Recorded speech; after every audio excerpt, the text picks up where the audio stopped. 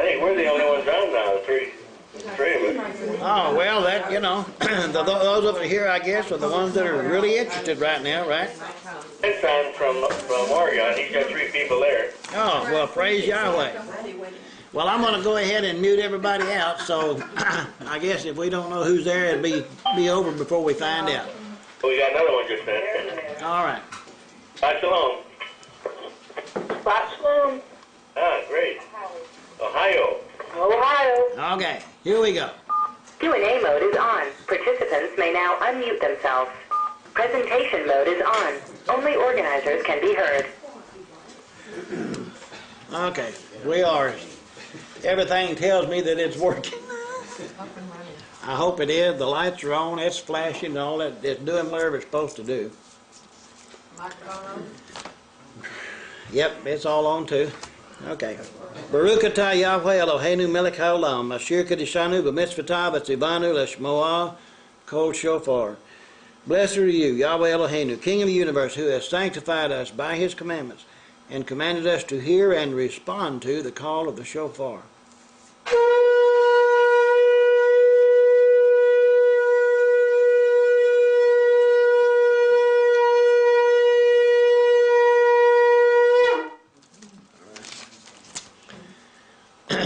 One of these days, it's going to happen, you know. And you know, is that me saying there? Is that what Scripture says? That's, you know. And yet people don't understand. And you say, well, you know, there's a whole lot of things that you can learn concerning the Messiah from the festival that Yahweh gave, right? You know the biggest problem with most people, if you stop and think about it, they've been told, anytime you start trying to obey what the Creator said, then you're trying to earn your salvation. And they are so afraid of doing anything. Now, who's got them in bondage? Men's got them in bondage to the traditions of men, right? Satan done a job, if you stop and think about it, the adversary. Who else would teach people not to obey the commandments of the Creator other than the adversary? Who's the greatest teacher in the world today that we're not supposed to do what he said do? All the organizers of all the false religions in the world, right? And they're all teaching the same thing. If Yahweh has only one word, then where did all these other things come from? I mean, is that just me making that up, or is that something people just look and see? Kind of an observation. Fathers, we come before you this day on your Sabbath. We pray that you'll give us wisdom and understanding as we read and study this word. Give us insights into this truth. Show us great and wonderful things out of your word, that we may know you, and that you may know us, and that one day you will say, come with me, for I know you, instead of, depart from me, for I never knew you. Father, we ask these things in the name of Yehoshua. Amen. And the readings today are going to be in Genesis, of course. And we're going to be starting in chapter 41, beginning in verse 1. And we'll be reading through chapter 44 and verse 17. The half-Torah today, we're going to go ahead and do a half-Torah in connection with Hanukkah. And maybe everybody can understand what it's all about, because what we're going to read is Isaiah chapter 66, verse 1 through 24. And there's some good stuff in that chapter. And then in Mark, we're going to be starting in Mark chapter 7, verse 1. And if everything goes according to plan, we'll read all the way through the end of chapter 8, which is down to verse 38. We'll see if we get that far. The name of the reading today is Miketz, which means at the end. It's kind of a two-part word. And of course, it's based on Genesis 41 in the very first verse. Because it starts out with, and we know we left Joseph in prison when we stopped reading last week. Y'all realize that the Torah portion that we read all of it in one day. But normally in a synagogue, they read it, over 3 periods of time, like on Monday, Wednesdays, and on Shabbat. But we don't get together, 3 days a week. We got such busy lives, we don't really have time for all that kind of stuff. But anyway, in verse 1 it says, "And it came to pass at the end, At the end is the first word in the Hebrew, Miketz. At the end of 2 full years, it came to pass. Is what the Hebrew is, construction actually is. That's another thing that we don't ever really think about, is sometimes when they put the Hebrew text or the Greek text in the construction of our language, sometimes it misses something or it loses something. And we don't ever really go back and find out what it is or what it means or look at the construction how it is. At the end of 2 full years, Pharaoh had a dream. And behold, he stood by the river. Suddenly there came up out of the river 7 cows, fine looking and fat, and they fed in ours it says in the meadow, but actually literally in Hebrew it says they fed in the marsh grass. Now what would this marsh grass be? And this stuff that's growing along the edges of the river, kind of in the water, kind of a wetland type thing, they fed in the marsh grass. Then behold, 7 other cows came up after them out of the river, ugly and gaunt, and stood by the cows on the bank of the river. And the ugly and gaunt cows ate up the 7 fine-looking and fat cows, so Pharaoh awoke.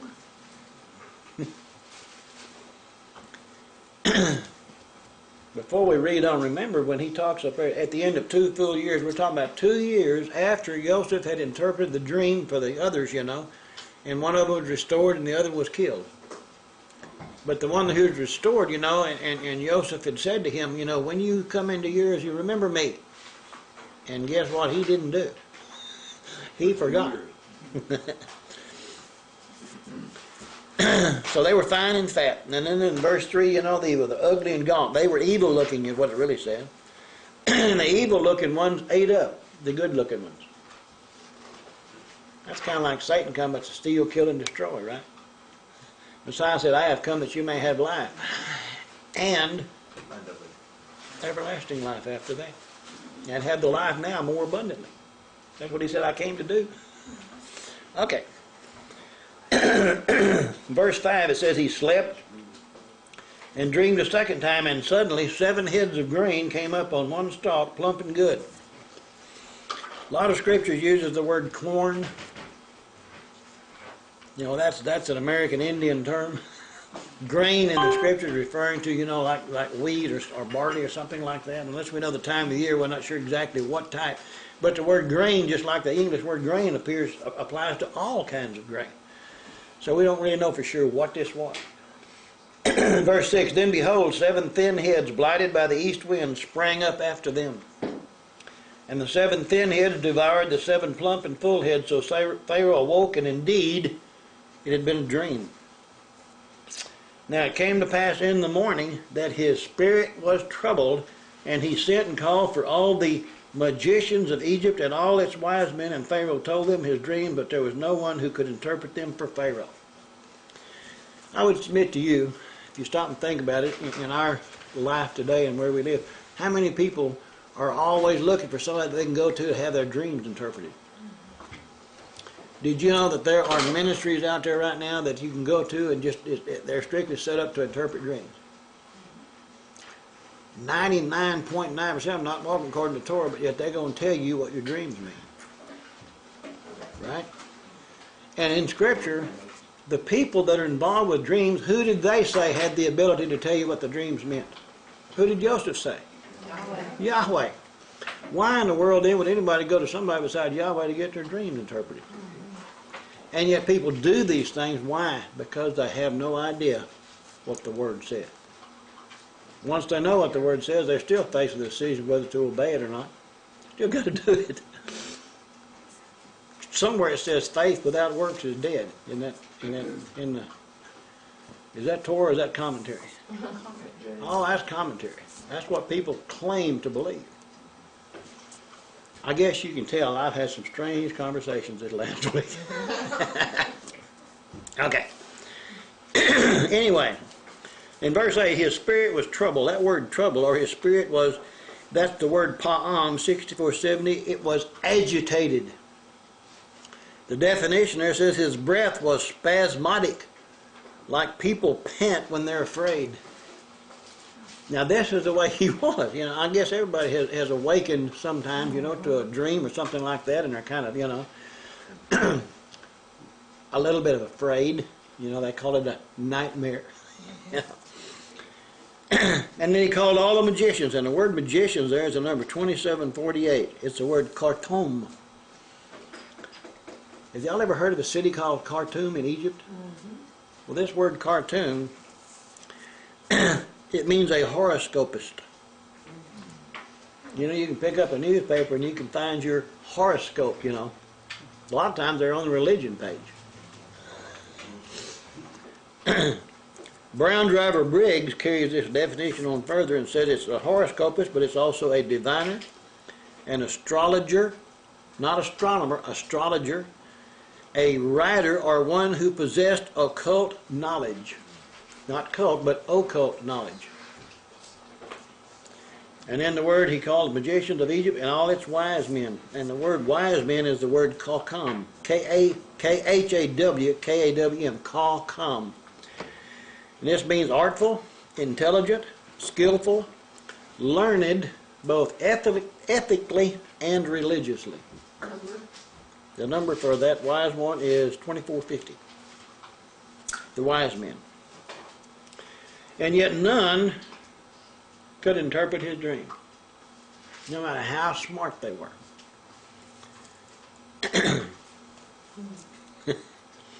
Verse 9, then the chief butler spoke to Pharaoh, saying, I remember my faults this day. What is his fault he's remembering? He promised Joseph that he would, tell Pharaoh about him, when he was supposed to, 2 years ago. Verse 10, when Pharaoh was angry with his servants and put me in custody in the house of the chief executioner, me and the chief baker, we each dreamed a dream in one night, he and I. Each of us dreamed according to the interpretation of his dream. Now there was a young Hebrew man with us there, a servant of the chief executioner, and we told him, and he interpreted our dreams for us. To each man he interpreted according to his dream. And it came to pass, just as he interpreted for us, so it happened. He restored me to my office, and he hanged him. Have you ever thought, what would have happened if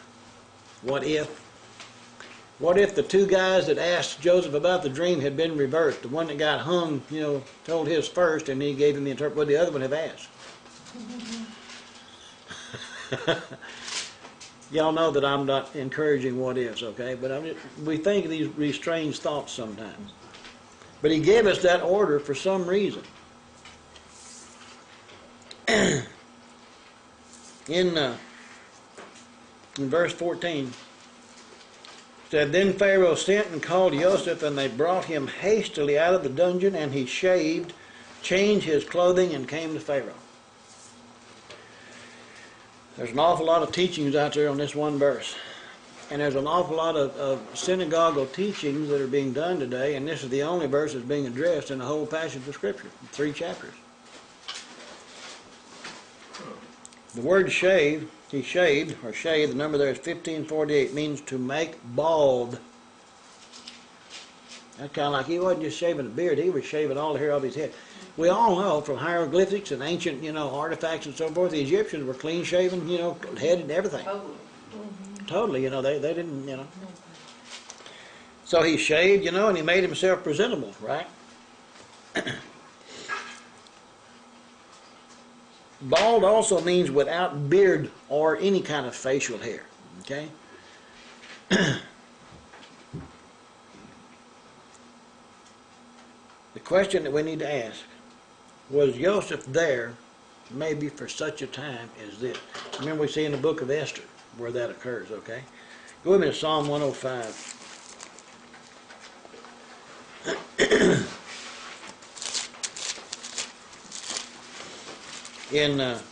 Starting in verse 16.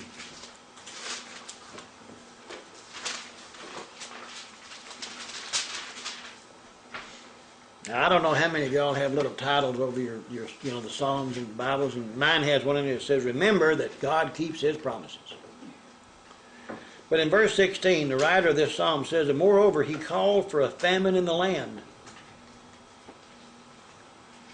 Actually, the literal word there for a famine means to break the staff. It's kind of like you stop everything from growing, He called for a famine in the land. He destroyed all the provision of bread. That's kind of like breaking the staff, isn't it?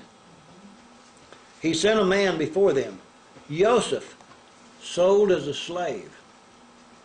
They hurt his feet with fetters. He was laid in irons, or his soul came into iron.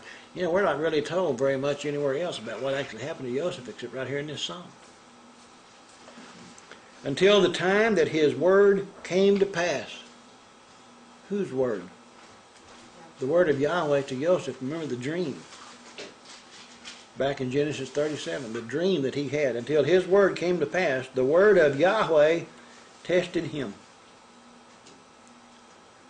You know, I've said before, the only test that we're ever going to be faced with is whether we obey the word or not. And remember, this world belongs to the adversary, is it not? Everything in this world then is just geared to try to keep you from doing what the word said do. That's not really hard to figure out, is it? Verse 20, the king sent, released him, the ruler of the people, let him go free. He made him master of his house and ruler of all his possessions. In verse 22, to bind princes or make prisoners at his pleasure and to teach his elders wisdom. All of this came about because of a dream. And we're told in Scripture as we go and read then who is the only one who can interpret dreams. And yet people go everywhere. All I'm trying to get us to do is recognize what goes on in the world and what does the Scripture actually say about that. Then you have to make up your mind which one you want to believe. Where is the truth? Verse 15, back in Genesis 41. And Pharaoh said to Joseph, I have dreamed a dream, and there is no one who can interpret it, but I have heard it said of you, you can understand a dream to interpret it. Yet I've heard it said of you. So Joseph answered Pharaoh, saying, not in me. He's real quick to say, not me. Elohim will give Pharaoh an answer of peace. I wonder how he knew that. That it was going to be an answer of peace. I mean, the one that he interpreted his dream that said he was going to be hanged, that wasn't exactly an answer of peace, was it? But he's telling him it's going to be an answer of peace. Verse 17.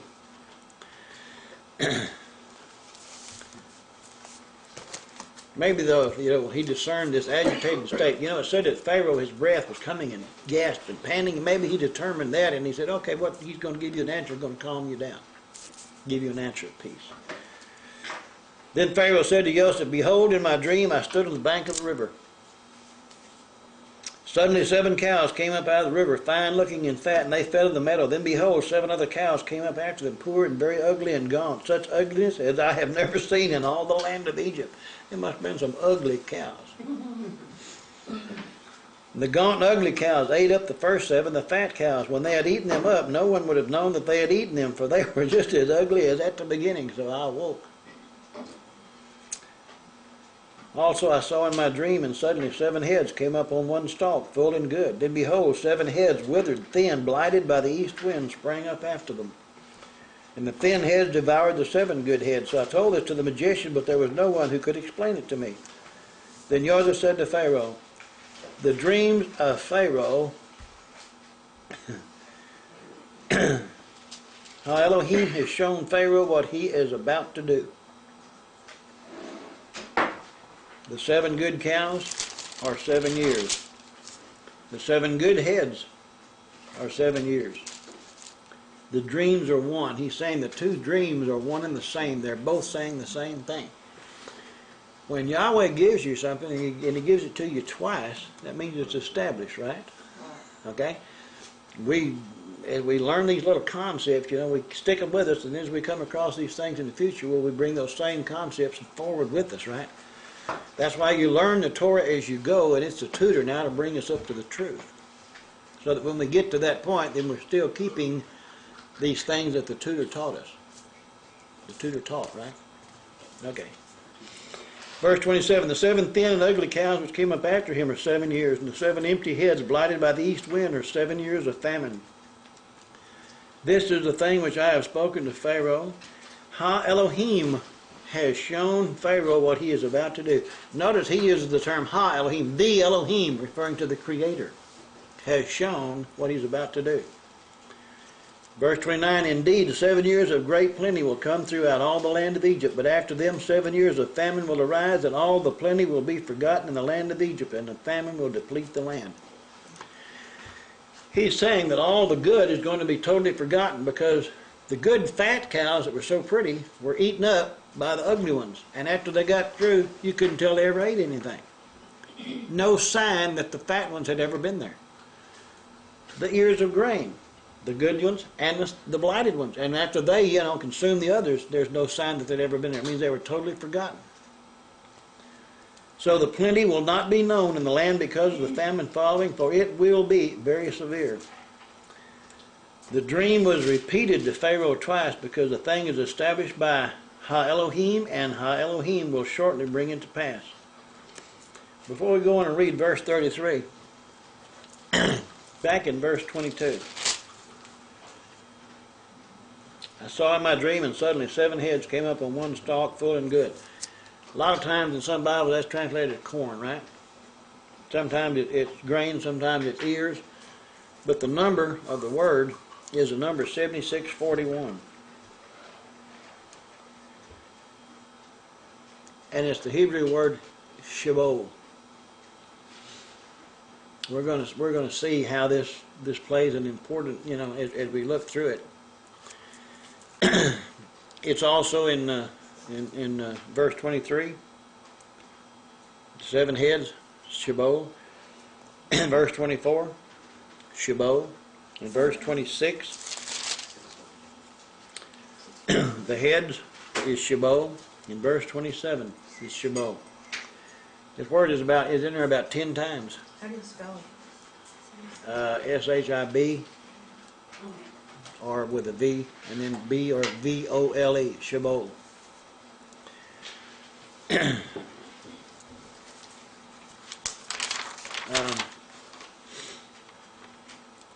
As we get into chapter 42, I'm going to come back and do a little bit of discussion on this word and what the reference is as we get into it, because this word, Shebol, has a connection to the uniting of the two houses, okay? Which we're going to see if we get on over in the next chapter, because the brothers all come back. It's the famine that brought the whole family down back into Egypt, okay? And this is where the family was reunited. Joseph, became, remember Joseph was the one who had the right of the firstborn. Anyway, all of these words, this Shebol, we're going to see it in some other chapters as well. And we'll look at some in the book of Judges. But he's saying the dreams are one. Echad. They're united. They're the same. The dream was given to Pharaoh, or for Pharaoh, to elevate Joseph from where he was, okay? I mean, he could have given the dream to anybody, right? And then had him give him an interpretation. He could go and told Pharaoh, or he could have given it to Pharaoh and gave him the interpretation. But as everything worked out, nobody could interpret the dream until he sent for Joseph. And Joseph was the one who was given to interpret the dream. What did the brothers call him before when they looked up and saw him coming? This master of dreams. That's what the brothers called him. So they understood, where he stood in that, in that place. Go to Daniel chapter 2.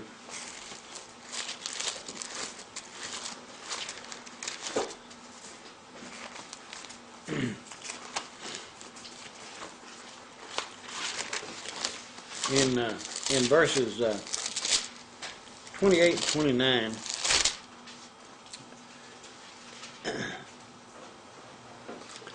now see, Daniel was also called to interpret. Remember that this time the finger appeared, and wrote on the wall. And then he was called to do some interpretation. Verse 28, but there is a Elohim in heaven who reveals secrets, and he has made known to King Nebuchadnezzar what will be in the latter days. Your dream and the visions of your head upon your bed were these.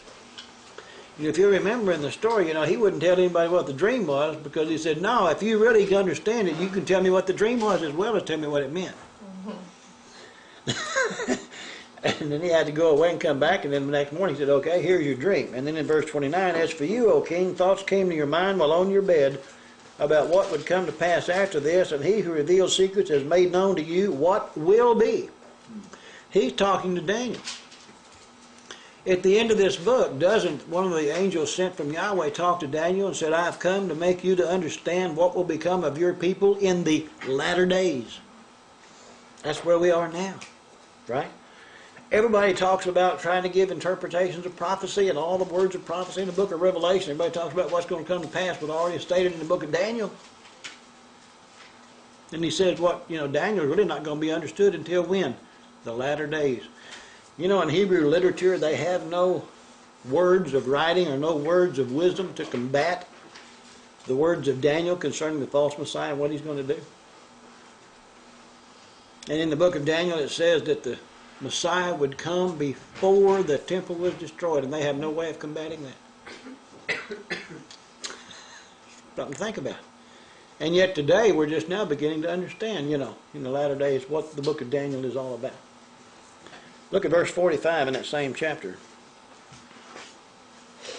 Inasmuch as you saw that the stone was cut out of the mountain without hands, and that it broke in pieces the iron, the copper, the clay, the silver, and the gold, the great Elohim has made known to the king what will come to pass after this. The dream is certain, and its interpretation is sure.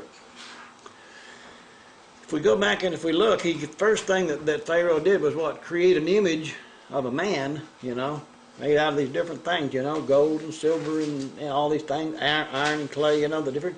And he comes back and explains to him, if you look through it, that these are different kingdoms that are going to be in power at certain times, over the centuries, right? Then later on in Daniel, he has other dreams. He dreamed he saw an animal, a leopard come up. Another one is another kind of beast of some kind, right? And all of these beasts that he sees, they're still pictures of what? Some political entity that's going to be ruling, at some period in time. And then the one that's toughest and the meanest and the conglomerate of all of them, and he's going to be against everything, and the first thing he's going to do is reward those who will go against the Torah, the law. Isn't that what it said? When you begin to look at those things and what this thing says, and everybody today, regardless of whether we have all the details straight or not, okay, what Daniel prophesied to Nebuchadnezzar is going to come to pass. Does anybody remember that what's this guy that they're holding on trial who's supposed to be having a trial anyway? They used to be the king of Iran or Iraq. Saddam Hussein. Did anybody know that he claimed to be the reincarnated Nebuchadnezzar? Anybody know that he was trying to rebuild the city of Babel, and on the bricks that he had made it say, something about, being rebuilt during the reign of King Hussein or something like that. Not exactly, but I mean, things are happening. Other people out there who really don't believe in Yahweh are beginning to understand the signs of the times. Messiah himself asked the question of those people who, the Pharisees and everything. He said, man, you see the red skies, it's going to rain or something. He said, you can discern the face of the times of the weather, but you can't discern the times. And he said, this is what you ought to be able to do. And he's talking about when he came. Remember, he said, you condemn yourself because you didn't know when I was coming. Isn't that what he said to him? Did he expect them to know? Sound like it. If he expected them to know, why not us? People run around out here reading the Bible and they're scratching their head and saying, I just flat can't understand this. Why not? Is it really that hard to understand? Everybody has come to the conclusion, if you read it and make the decision to believe what it says, it's not that hard to understand. The only thing that makes it hard to understand is when you read it and you try to interpret it based on what you've been told. And then the confusion comes. And that's the adversary out there if it goes against what Scripture actually says. As long as you just believe what it says, Yahweh will bring you to himself. Haven't you found that to be true? Okay. Go back to Genesis there. We were reading here in 29, he interprets some dreams, about what they're going to be. And now in verse 32, he said, and the dream was repeated to Pharaoh twice because the thing is established by Elohim, the Elohim, and the Elohim will shortly bring it to pass. Now therefore let Pharaoh select a discerning and wise man and set him over the land of Egypt. Now he's moved from interpretation, but he's giving him a word of knowledge, of wisdom. Where does this come from? I mean, we have people out here today in organized religion say that they're in the office of what? The word of wisdom. or they have the office of this or the office of that. I'm not trying to come against people, but it's funny that Joseph was being used by Yahweh for whatever he wanted him to do. Did he have all those individual offices, or was he just somebody walking in obedience to Yahweh's word? Verse 34, let Pharaoh act, and let him appoint officers or overseers over the land to collect 1/5 of the produce of the land of Egypt in the 7 plentiful years. 1/5 is what? 20%. In it. And let them gather all the food of those good years that are coming and store up grain under the authority of Pharaoh, and let them keep food in the cities. Then that food shall be as a reserve for the land for the 7 years of famine which shall be in the land of Egypt, that the land may not perish during the famine. If he believes the interpretation, then what he's hearing here is good advice. Make sense? Verse 37, so the advice was good in the eyes of Pharaoh and the eyes of all his servants. And Pharaoh said to his servants, can we find,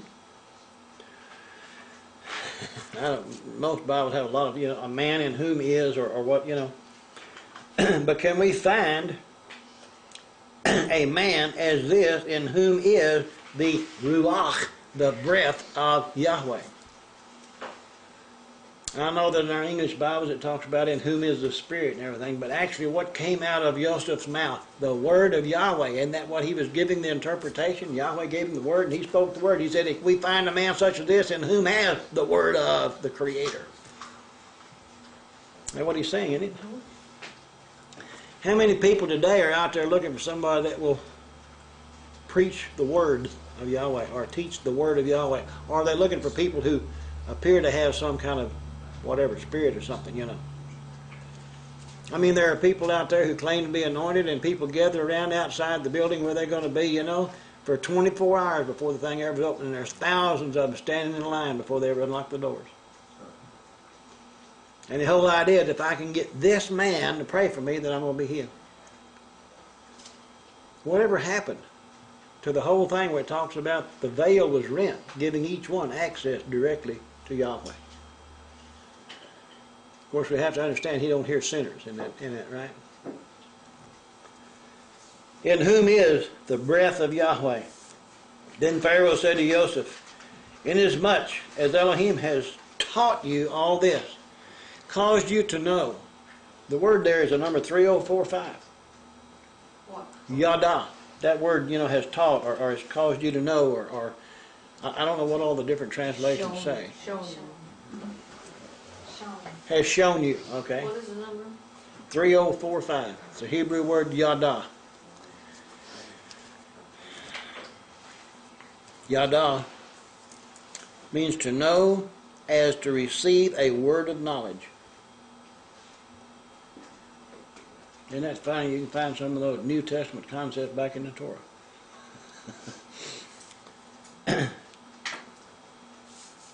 The word discerning, he said that Pharaoh, had said to Joseph, inasmuch as Elohim has caused you to know all this, no one as discerning and wise as you. And the word discerning there is a number 995. It's the word beni. Not beni as in 1121 bot or ben or son or anything, but beni means to separate mentally. It means to hear facts, sort them out, and to distinguish or to have insight into the truth of the word. Okay? To have insight into that truth. And then he says in verse 40, you shall be over or in charge of my house, and all my people shall be ruled according to your word. Only in regard to the throne will I be greater than you. Maybe it's just me, because that kind of gets to me, because all of a sudden this man comes from prison, and now he's what? Viceroy of Egypt. Second only behind who? Pharaoh. And Pharaoh said, everything I got is going to be under your control. Favor of Yahweh. That's kind of good, isn't it? And that, of course, that's just in the land of Egypt, right? Look at his name. Huh? Look at his name. Yeah, I know. Okay. In verse 41 it says, and Pharaoh said to Joseph, see, I have set you over all the land of Egypt. Then Pharaoh took his signet ring off his hand and put it on Joseph's hand, And he clothed him in garments of white linen and put a gold chain around his neck. You know, the way that kind of sounds like the prodigal son coming home, doesn't it? He saw him coming from a long ways off, and he run down to meet him, put the robe on him, put a signet ring on him. Isn't that what happened? Something like that. Yeah. Garments of fine linen. Go to Luke. Luke 15.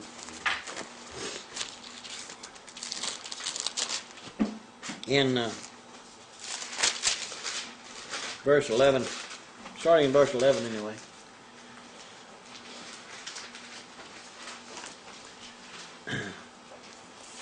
He just got through talking about in this passage. He talked about the lost sheep, and then he was talking about the woman that had the lost coin, right? And he's talking all these things.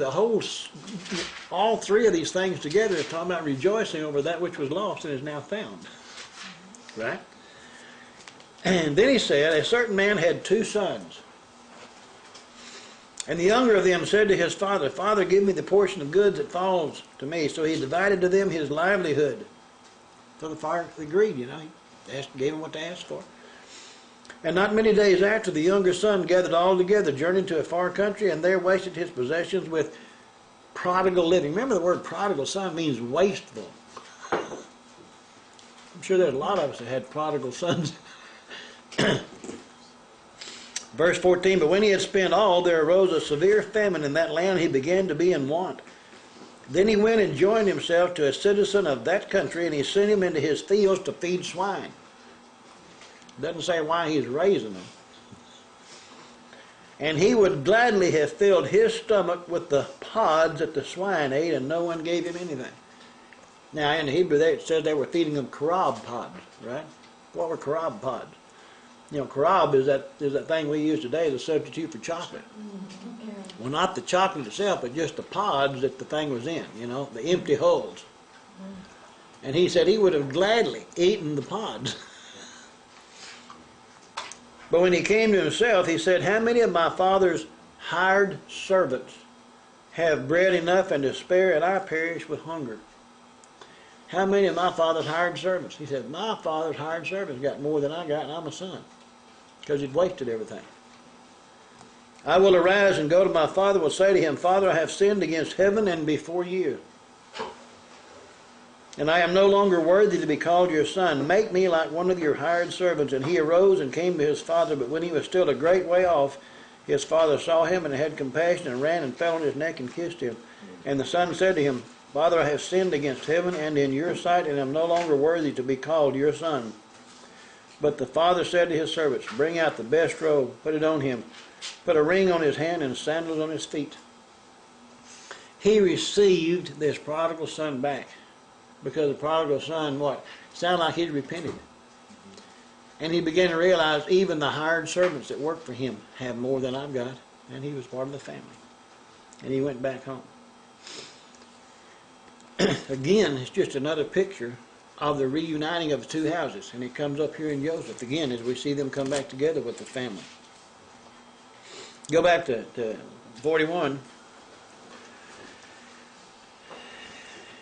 Now in verse 43, and he had him ride in the second chariot which he had, and they cried out before him, bow the knee. So he set him over all the land of Egypt. The second chariot, if you look that up in Hebrew, it actually means a duplicate of the one that he had. So it was just like his. Over all the land of Egypt. Verse 44, Pharaoh also said to Joseph, I am Pharaoh, and without your consent no man may lift his hand or foot in all the land of Egypt. And Pharaoh called Joseph's name Zaphnath Paaneah. And he gave him as a wife Asenath, the daughter of Potipharah, the priest of On. So Joseph went out over all the land of Egypt. Zaphnath Paaneah. The number, if you want to look it up in the text, is the number 6847. Okay? Now, as I was going through and searching, and those of you that heard this before, well, I just kind of hang in there for a minute, because maybe there's somebody here that hadn't. But it's a very interesting name, and there are many interpretations of what this name means. The differences in the interpretation is based on what language you think it originated in. Okay? Whether it's Hebrew or origin. In Hebrew, the first definition from the Hebrew is the word revealer of secrets. Okay? And they based that on the Hebrew word safan, which means to hide. Okay? Now the Septuagint, you remember the Septuagint was that Greek text that was written by the 70 Hebrew scholars. In the Septuagint, they used the definition, the Savior of the age. That's what they put in there, which seems to fit. Okay? Brown Driver Briggs gives you an extended meaning from the Hebrew of the treasury of the glorious rest. Sounds pretty good too, doesn't it? But the etymological meaning from the Egyptian language is Sapnath means the food or bread man. Pa'ania means the meaning of life. Or the meaning, the Pa'ania is of the life. So from the Egyptian it means, we have the name, the bread man of the life. Now if he's down in Egypt, and an Egyptian pharaoh is giving him a name, don't you think it would start from Egyptian rather than something else? Okay? I mean, this was my, when I'm looking at all these different people, these different scholars trying to give you different things, Messiah was the true bread of life, was he not? And he's also the true Savior of the world. So a lot of these others, they're not all totally, irrelevant. They all have some meaning. But go to John chapter 6. Y'all knew we was going to get in John today, but 2 verses here. In verse 35, and then we'll go to verse 48. Verse 35, Yehoshua said to them, I am the bread of life. He who comes to me shall never hunger, and he who believes in me shall never thirst. He who comes to me shall never hunger. He who believes in me shall never thirst. Over in Isaiah, there's a passage of Scripture where he says, I've never seen a righteous man begging bread. Have we seen people in bread lines out there begging for all kinds of stuff and claiming to be followers of something? And yet all of that goes against what the Scripture says. I'm just trying to get people to begin to think, do you believe what the world says or do you believe what Scripture says? That's the choice you have to make. Everybody does. Look at verse 48 of that same chapter. He said, I am the bread of life. When he was talking to the disciples, he also told them, he said, unless you eat my flesh, you have no part of me. Is he telling them to become cannibals? But if he's the Word made flesh, then what is he telling us to eat? The Word. Is that what he said? And when he said that, the New Testament had yet to be written. So what's he talking about? I mean, those things to me seem so obvious, and I don't understand why other people don't just ask the same question. Oh, well, it's got to be.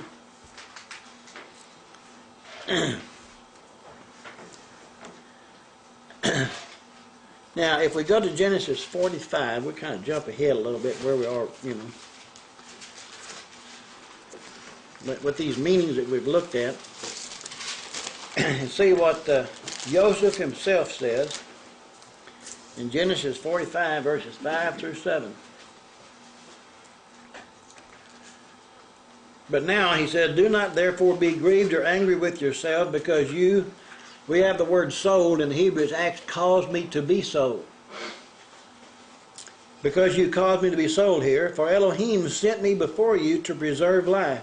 For these 2 years the famine is in the land, there's still 5 years in which will be neither plowing nor harvesting. Elohim sent me before you to preserve a posterity for you in the earth, and to save your lives a great deliverance. That's what Joseph said that Yahweh showed him. You see the picture now between what's happening, the two people, the people's being united. The one, Joseph, having the what? The right of the firstborn. the spiritual head of the household, if you would. Okay, and he's the one that has the words of life. Messiah came and he said, what? I'm the bread. Unless you eat of me, you have no part of me. If you had, known, when he told the woman at the well, if you had known who I was, you'd have asked for water, and I would have given you living water. You ain't even got a dipper. Where are you going to get this water? I mean, people, you get so wrapped up sometimes in the literal things, they can't ever see what it's really talking about. Back in that same verse that we were looking at there, in verse 45, he gave him his wife, Asenath. The name of his wife, the number 621. A lot of different places you can look up the word Asenath. But literally it means she who is, implied, devoted to Isis. So he was given a wife whose name was devoted to Isis, saying her, right? But she was the daughter of Potiphar, right? Potiphar is the number 6319, and it means he whom the Ra gave. And who was Ra? He was the sun god. He whom Ra gave. Okay?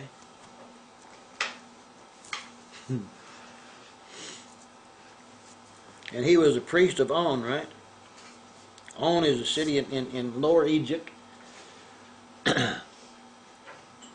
When we think of Lower and Higher Egypt, it's kind of a little bit different because the lower is on the upper end and the high is on the other end. And when we look at it on the map, because of the terrain of the land, because, the river, the Nile, flows from south to north as it flows in the Mediterranean. So it goes downhill. So what we call Egypt up there is really lower, and upper is on the high end. You have to kind of turn around and number the words on the map. But he was a priest of On, and On is a city in the Lower Egypt, and On was the center of sun worship for the Egyptians. And he was the daughter of Potiphar, and he was a priest of this city, which was the central part of sun worship. And here's Joseph. Can you imagine a man who's walking in obedience to Yahweh's word being given a daughter of the priest of the sun worshipers, in the city of the sun worshipers? And he continues to walk in obedience to Yahweh's word, and what happens? He found favor with all the people and with Yahweh too, because he obeyed Yahweh.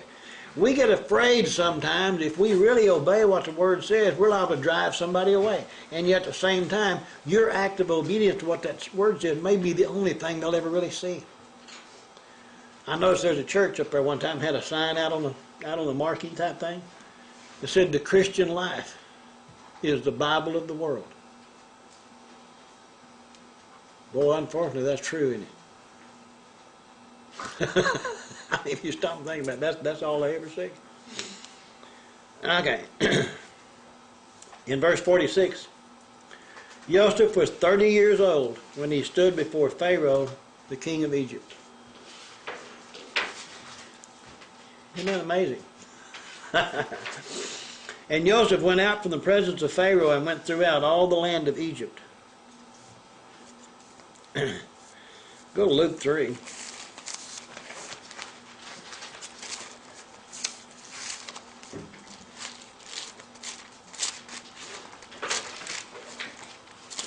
In Luke chapter 3 and in verse 23,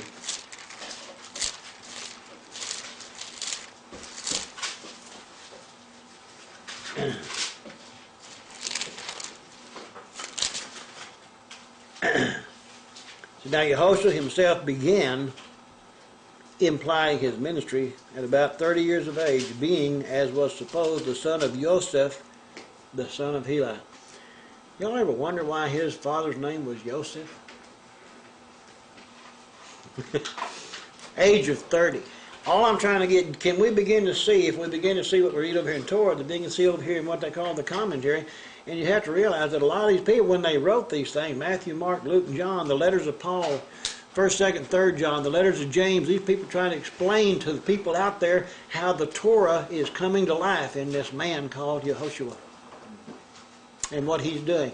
And he's trying to explain how he has fulfilled the prophecies of what he was going to do when he came. If you don't know what Yahweh said about who's coming, how do you know when you found him? If you don't know what to look for, in the Messiah. And what did James and John, when they went up to Peter, said, we have found the one that Moses wrote about. How'd they know it was him?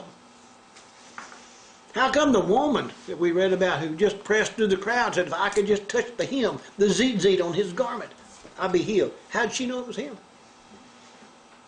If you don't know about the one that's coming, right? And you don't know who to look for. Messiah himself told him, he said, if you'd known the Father, you'd know me. They didn't know him because they didn't know the Father. We're going back learning the Father and the Son, right? And what's the definition of eternal life? To know the Father and the one whom he has sent, right? And you can't do that listening to somebody's commentary. You got to go know it for yourself, who he is and who the Father is, and that's the definition of eternal life. And why? That Messiah said, the words that I speak to you, they are life and they are spirit. What's important then? The Word? Or throw out that old word, just believe some commentary. And actually, which commentary are we told is the right one? I mean, we keep going through the gospel, just trying to make them, become resolved with one another, right? Or become synonymous with, trying to understand. Okay. Going back to 41 Genesis there. Verse 47 said, now in the 7 plentiful years the ground brought forth abundantly, so he gathered up all the food of the 7 years which were in the land of Egypt, and laid up the food in the cities. He laid up in every city the food of the fields which surrounded them. Joseph gathered very much grain as the sand of the sea, until he stopped counting, for it was without number. Well, I mean, if you stop and think about it, we quit counting how many boats we got. Just, we got some more. Just build something else and put it in. You ain't worried about counting it no more.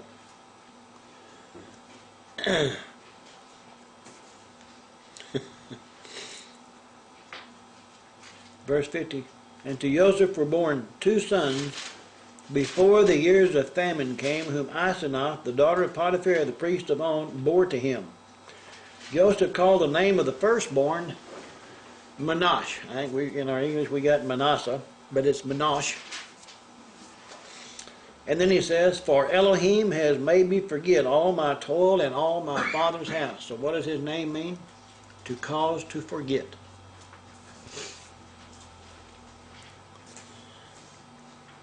Numbers 45:19, if you want to look it up.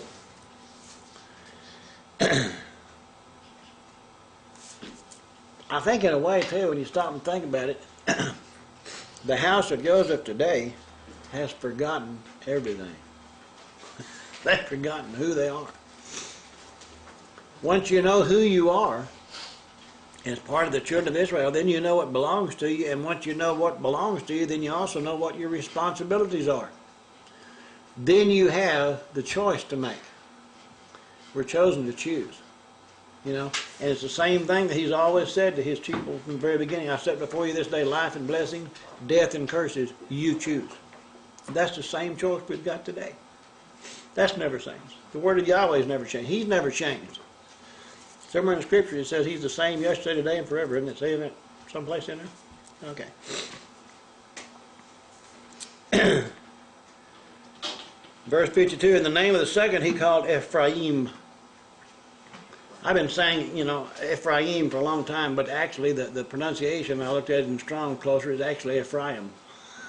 Ephraim, yeah. Like E-P-H-F-R-A-H-Y-I-M, Ephraim. The number 669 in it means double fruit.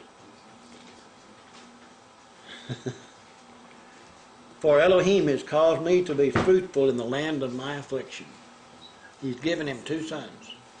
In the land of his affliction. Where are we actually? Are we not in the land of affliction? Are we not in the land of Egypt? Remember the word Egypt, Mitzrayim, means bondage or strife. Are we in the land of strife? No matter where you can go in the land today, he says that Satan is the God of the whole world, right? Because no matter where you can go, it's the land of strife, because the adversary is coming against what the word of Yahweh says. Verse 53 said, Then the 7 years of plenty which were in the land of Egypt ended, and the 7 years of famine began to come, as Joseph has said. The famine was in all lands, but in all the land of Egypt there was bread. Where the word of Yahweh is, there's food. Right? You know, I think of all these things, and I think about when Messiah appeared to the woman at the well, you know, the first time. And then the disciples had gone away, and when they came back, you know, they went and they bought food and everything, came back, and he said, I have bread to eat that you know not of. And they were trying to figure out who brought him some bread. And then he says, my food is what? To do the will of my Father. If that's true for him, is that not true for us? Then food for us is to do the will of the Father. If we do that, we're going to feed, right? What happens if we're not doing that? We're not going to feed, we're going to starve. And then you're going to run throughout the land. There's going to be a famine in the land for what? The word of Yahweh. I would submit to you that there's a famine in the land today, you know, of the true word of Yahweh. The thing about it is, it's in every book if anybody ever wants to pick it up and read it and do what it says do. There's probably been more Bibles printed in the last, 100 years than anything else, don't you think? So the word is there, just waiting to be picked up and eaten.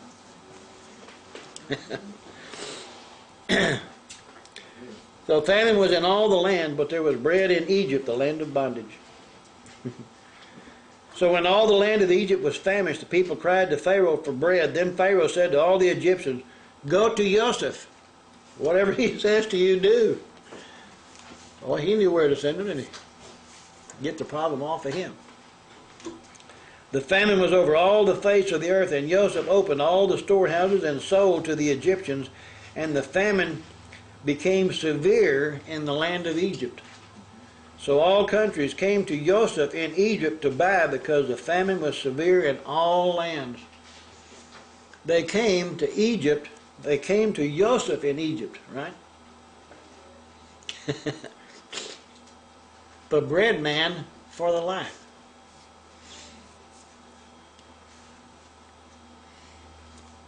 Chapter 42. Well, actually, before we leave that, go with me to Amos chapter 8.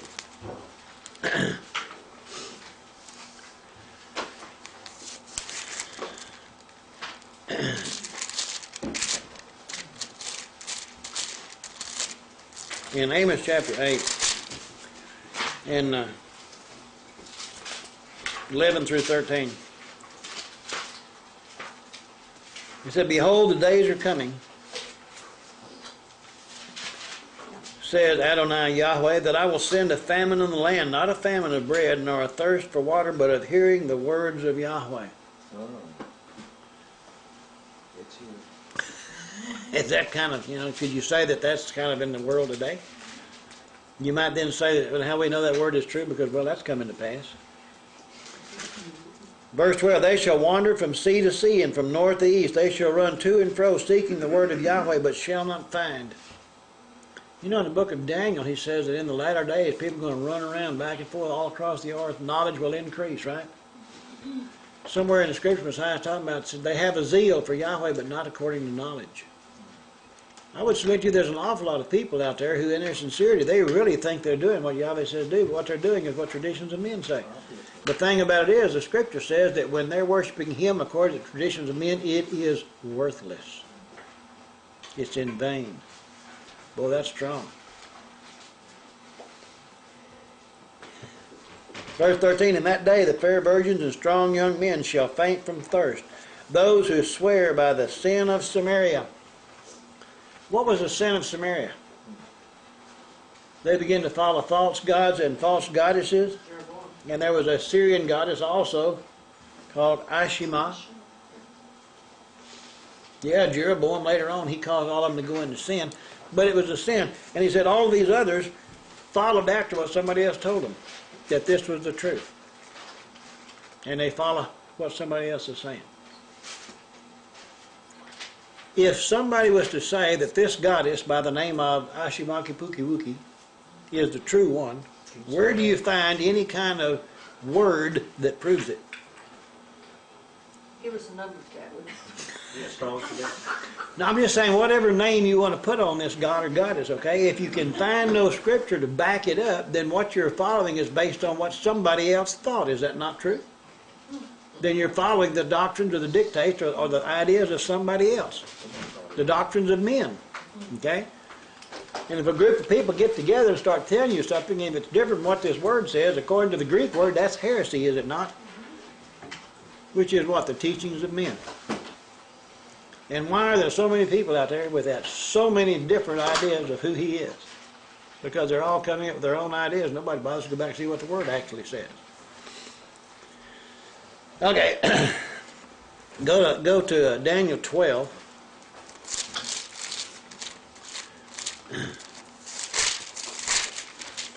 In verse 4, he said, "But you, Daniel, shut up the words and seal the book until the time of the end. Many shall run to and fro, and knowledge shall increase." Boy, that's happening today. I mean, we don't have to go very far to realize what little bit of knowledge we had today, kind of like computers. How long is a computer built before it's obsolete? I mean, if you stop and think about how fast is knowledge turning over. Go to Esther. Everybody know where the book of Esther is, right? Forgot. It's over right after Nehemiah. Esther 4.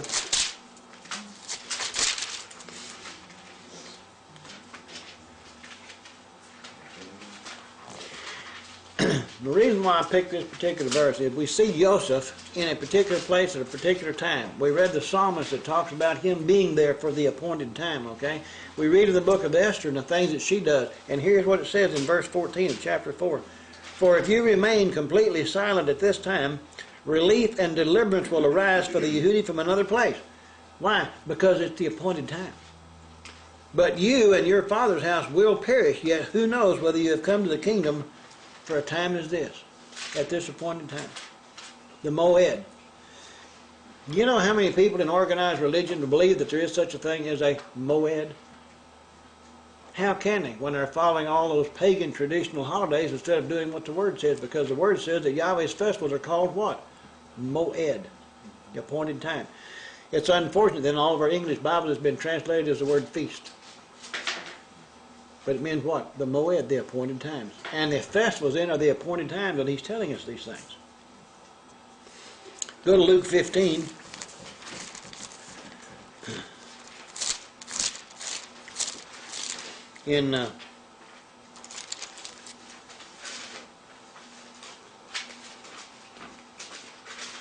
Well, we actually read that a while ago. That's about the prodigal son. We don't need to read that again. Go to Romans 8.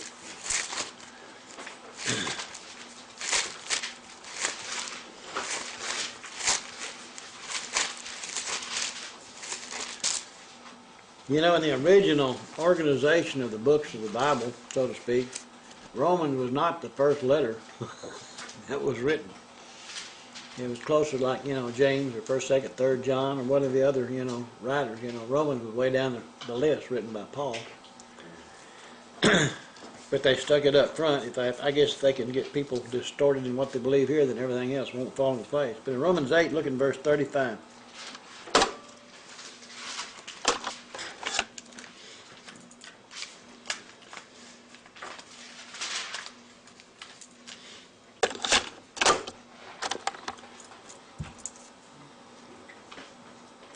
In Romans 8, he asked the question, and this is Rav Shaul, the Apostle Paul.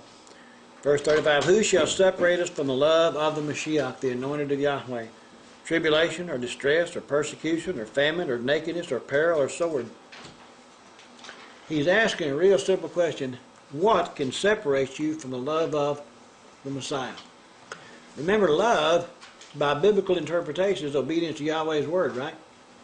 Did Messiah Yehoshua obey the word of Yahweh to the nth degree? Then who can separate us from that? And his death was so that anyone who will, what? Will be what? Become into his family, right?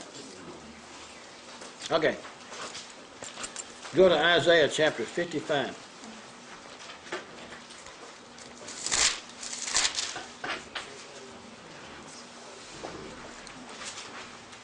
verses 1 through 6 of Isaiah chapter 55. Ho, everyone who thirsts, come to the waters, and you who have no money, come, buy and eat. Yes, come, buy wine and milk without money and without price. Why do you spend money for what is not bread? Boy, that's a real good question. Why do you spend money for what is not bread? And your wages for what does not satisfy? Listen diligently to me and eat the good, and let your soul delight itself in abundance. Incline your ear and come to me. Shema, or hear and obey, and your soul shall live, or have life. And I will make an everlasting covenant with you. I wonder how long everlasting is. That's forever, is it not? And then he said, the sure mercies of David, of the beloved. Indeed, I have given him a witness to the people. You know, the word witness there also means testimony. So David is a witness or a testimony to the people. A leader and commander for the people. Surely you shall call a nation you do not know, and nations who do not know you shall run to you. Because of Yahweh Eloheka, the Holy One of Israel, for he has glorified you. Boy, those are some strong words we stop thinking about. Can we apply that to each one of us now who are in his family? Who are feeding on the word? Have we not come to him? And when we came to him in the beginning, we didn't come with him trying to buy money or trying to do this or trying to do that. We didn't come, you know. We just came because we wanted to know. We wanted the truth for everything that he has for us. Isn't that what we're bathing ourselves in, trying to? Whatever it is, whatever your word says to do, that's what I want. That's what I'm going to eat. Okay? Nothing else has substance. And yet we make everything else have more substance than what his word says. And yet his word is the only thing that's going to live forever. Isn't it? And what his word says. You're back in Genesis, if we enter into verse 42. And I told you a while ago, and I gave you that word, that shibol, or shibol, about the bread of the ears and so forth, the corn.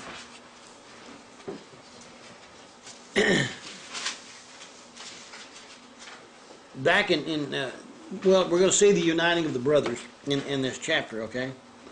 And he uses the famine in the land to bring the sons of Yaakov together. He uses the fact that there is a famine in the land, okay? Now back in verse 5 there in chapter 41, just look at that for a second. He slept and dreamed a second time, and suddenly 7 heads of grain. That's that word, Shibol. 7641 is the number. Now, in this particular verse, this word, this 7641, it means ears of grain, but it also means a stream as flowing water. Okay? This word appeared, I showed you all in different places, about 10 times there in chapter 41. Okay? Go to the book of Ruth in chapter 2, and you'll find it once in verse 2. Chapter 1? Ruth chapter 2.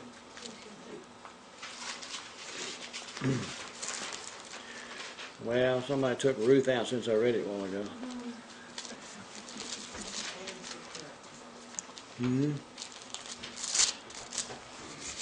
I mean, it's such a big book, In Ruth chapter 2 and in verse 2. So Ruth the Moabitess said to Naomi, please let me go to the field and glean heads of grain after him in whose sight I may find favor. And she said to her, go, my daughter. She went to get the grain, right? But the word that she used in these heads of grain also means this streams, this flowing water. How many times did Messiah say, if you come to me, if you eat him, if you eat his flesh, if you eat the bread of life, right? If you eat of me, he said, out of your belly flow rivers of living water. So when he talks, he's talking about not only the food, but the water as well. Right? Go to Job chapter 24. We don't go to Job very much. We probably ought to go to Job more than we do. But in Job chapter 24 and in verse 24,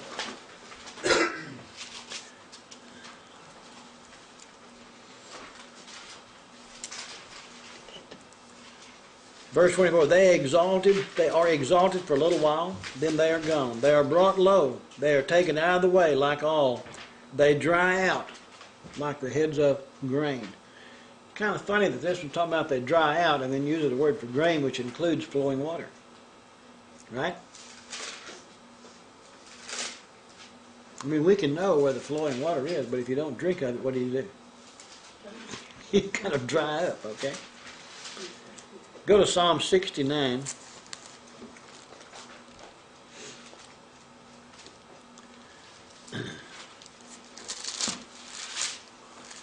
In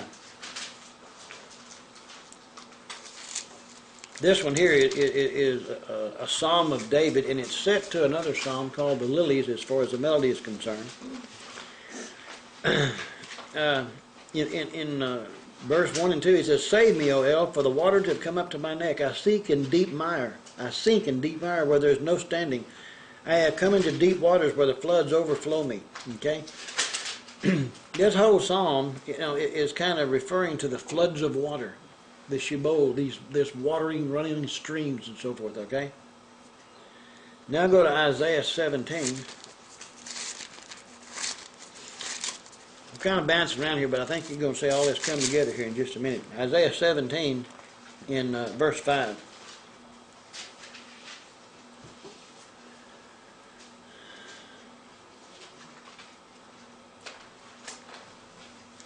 It shall be as when the harvester gathers the grain and reaps the heads with his arm. It shall be as he who gathers heads of grain in the valley of Rephaim. Here it's referred to as grain. Okay. Now go to Isaiah 27 and in verse 12.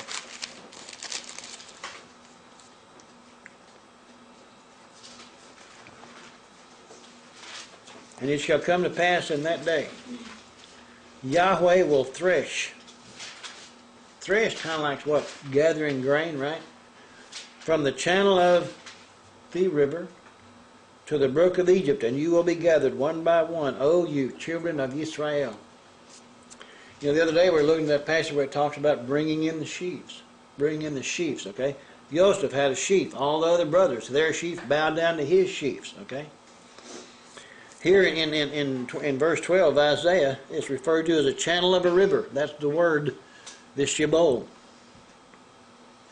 And he begins to gather all the children of Israel one by one. Messiah made the statement, he said, "The kingdom of heaven is within you." He said the kingdom of heaven doesn't come with observation, right? He said, "To what shall we liken the kingdom of heaven? It's like a woman puts a measure of leaven in some grain or in some flour, right, or something, and then it begins to grow. You know how you make bread. It grows, and it gets bigger and bigger, but it doesn't come with observation. When you mix the bread up, you put a cloth on it, put it in one place, and go off, and you come back, it's bigger than what it was. What do they do? Cut it in half, beat it up, and put it back in the cover, and go away, and come back, and it still gets bigger, right? Go to Zechariah chapter 4.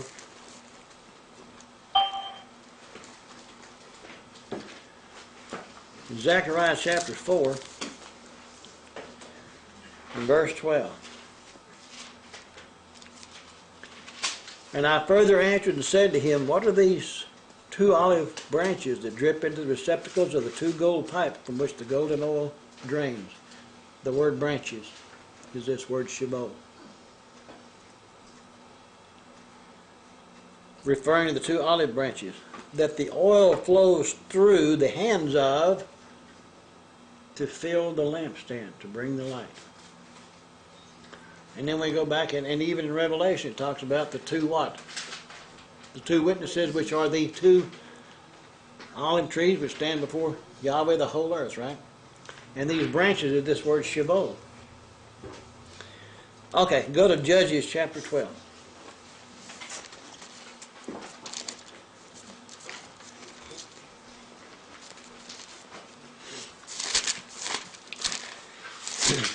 There's lots of people You really get upset sometime when you're talking about the true name, okay? And a lot of them know, and a lot of them don't know, and most people don't really understand what the difference is, you know. Well, we speak English, you know. We got to know what it is, right? Dialect doesn't really matter. You say one thing, I say another. Tomato, tomato, it's the same thing. In Judges chapter 12, in verse 1, then the men of Ephraim gathered together, crossed over toward Zephon, and said to Jephthah, why did you cross over to fight against the people of Ammon and did not call us to go with you? We will burn your house down on you with fire. These are the people of Ephraim who are really upset with Jephthah. Verse 2, and Jephthah said to them, my people and I were in a great struggle with the people of Ammon, and when I called you, you did not deliver me out of their hand. So when I saw that you would not deliver, I took my life in my hands and crossed over against the people of Ammon, and Yahweh delivered them into my hand. Why then have you come up to me this day to fight against me? You know, Ephraim, if you go back and study the history, they don't have too good a history. They're kind of wild, they're kind of petulant, they kind of like to fight. They kind of lost a lot of them. Verse 4, now Jephthah gathered together all the men of Gilead and fought against Ephraim. And the men of Gilead defeated Ephraim because they said, you Gileadites are fugitives of Ephraim among the Ephraimites and among the Manasshites. You say, well, you're just part of us, but you're fugitive, you're trying to run away. That's what they're arguing. You're really not part of it. Verse 5, the Gileadites seized the fords. The fords are the places where you cross over the Jordan River, the Jordan, right? Before the Ephraimites arrived. And when any Ephraimite who escaped said, let me cross over, the men of Gilead would say to him, are you an Ephraimite, or you are of the tribe of Ephraim? If he said no, then they would say to him, then say, Shibboleth. And he would say, Sibboleth. For he could not pronounce it properly. He was saying Sibol, which means a head of grain, but the one he's trying to get him to say was the head of grain as well as the branches or the channels of water. Is it important to know the name? And this one word referring to the one who what? Is the food man for life, and it refers to the one from whom the rivers of living water come. And you think it's not important to know his name? And he would say Sibboleth, for he could not pronounce it right. Then they would take him and kill him at the fords of the Jordan. There fell at that time 42,000 Ephraimites. They're trying to cross over to go through the descender, and they can't go through because they can't pronounce the name.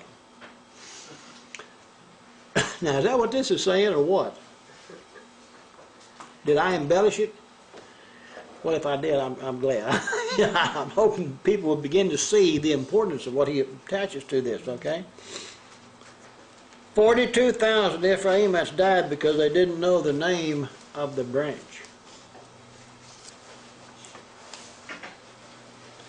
The word they spoke, Sibboleth, is the number 5451, which refers to an ear of grain but not associated with the branch.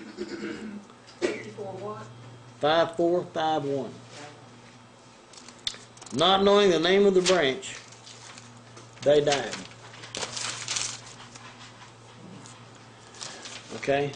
Now go back and we'll continue on in chapter 42 there in Genesis.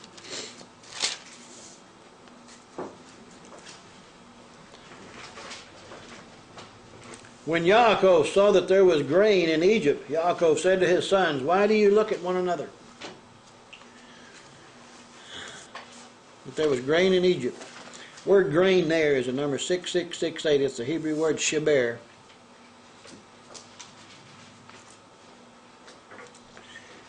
It's funny, this word, this 67668, it comes from a root, the number 7667. And this word, the root of it, also means a solution or interpretation of a dream.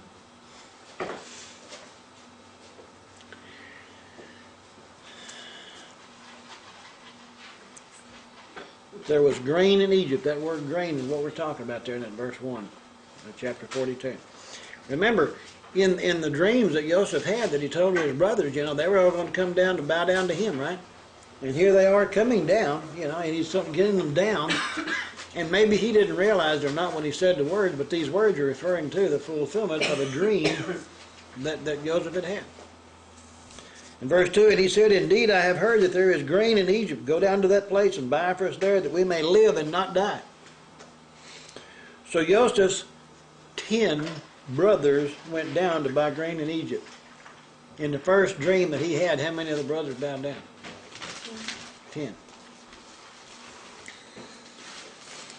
But Yaakov did not send Joseph's brother Benjamin with his brothers, for he said, lest some calamity befall him. And the sons of Israel went to buy among those who journeyed, for the famine was in the land of Canaan. It wasn't all in Egypt, it was in the whole world. It was even in Canaan. The famine was everywhere, right? No matter where they went.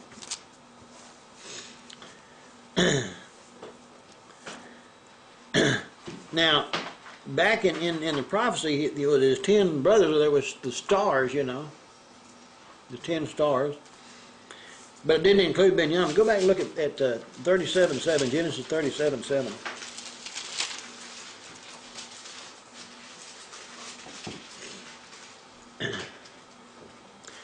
Said, there we were binding sheaves in the field, and behold, my sheaf arose and also stood upright, and indeed your sheaf stood all right and bowed down to my sheaf.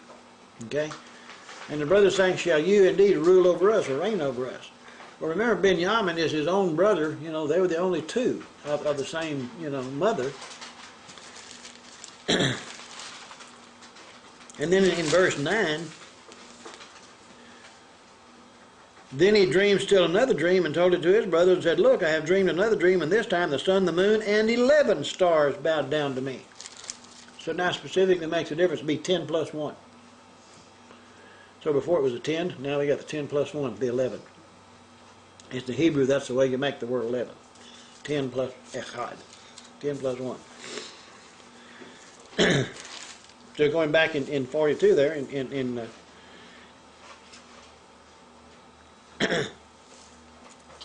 he's very protective. Yaakov did not send Joseph's brother Benjamin with his brothers, for he said, lest some calamity befall him. So he's very protective of him. And the sons of Israel went to buy among those who journeyed, for the famine was in the land of Canaan. Among those who journeyed. When they were going down to Egypt, they met people from all the different lands of the world going down to Egypt to buy bread. Because why? There was a famine in the whole world. Everywhere. And everybody knew that the only place you could get bread was in Egypt. And everybody knew the only place you could get the true bread of life is from the bread man of the life, Joseph, in Egypt. Word had gone out everywhere. I mean, it had been a lot of years. You know, when we get there, we're going to find out that they're 5 years into this famine, and he tells them there's still 2 more to go. It's going to be tough. Verse 6, now Joseph was governor over the land, and it was he who sold all the people of the land, and Joseph's brothers came and bowed down before him with their faces to the earth. Benjamin wasn't with them. Joseph saw his brothers and recognized them, but he acted as a stranger to them and spoke roughly to them. Then he said to them, where do you come from? And they said, from the land of Canaan to buy food. You know, he knew where they were from. And they bowed down to him here, you know, the 10. It's kind of like the brother who was thrown into a pit, then sold into slavery in Egypt, now has the opportunity for revenge, doesn't he? But he doesn't take it. But instead, he tests them as brothers. So Joseph recognized his brothers, but they did not recognize him. Remember, he's what? He's clean shaven. He's probably wearing Egyptian clothes. He's definitely speaking Egyptian, because it says later on, you know, when he talked to them, he only spoke through an interpreter. They didn't have any idea he spoke Hebrew. Then Joseph remembered the dream which he had dreamed about them and said to them, you're spies. Let me ask a question. In the world today, in modern times, if somebody gets shot down in an airplane or falls off a satellite or drops off the moon in some other country, the first thing that country claims is, oh, you're spies. Isn't that what happens to all, you know, any time? Of course, most of the time it's true. But I mean, you know, but that's what comes up to. This kind of a Mideastern philosophy that if somebody comes in the land and is not born there, it's because they're a spy. It doesn't matter right now that people from all over the world is coming to Egypt because it's a place to get grain, right? You're spies, you have come to see the nakedness of the land. Or he said you've come to find out how exposed the land is. You know, they're looking for a way to attack it.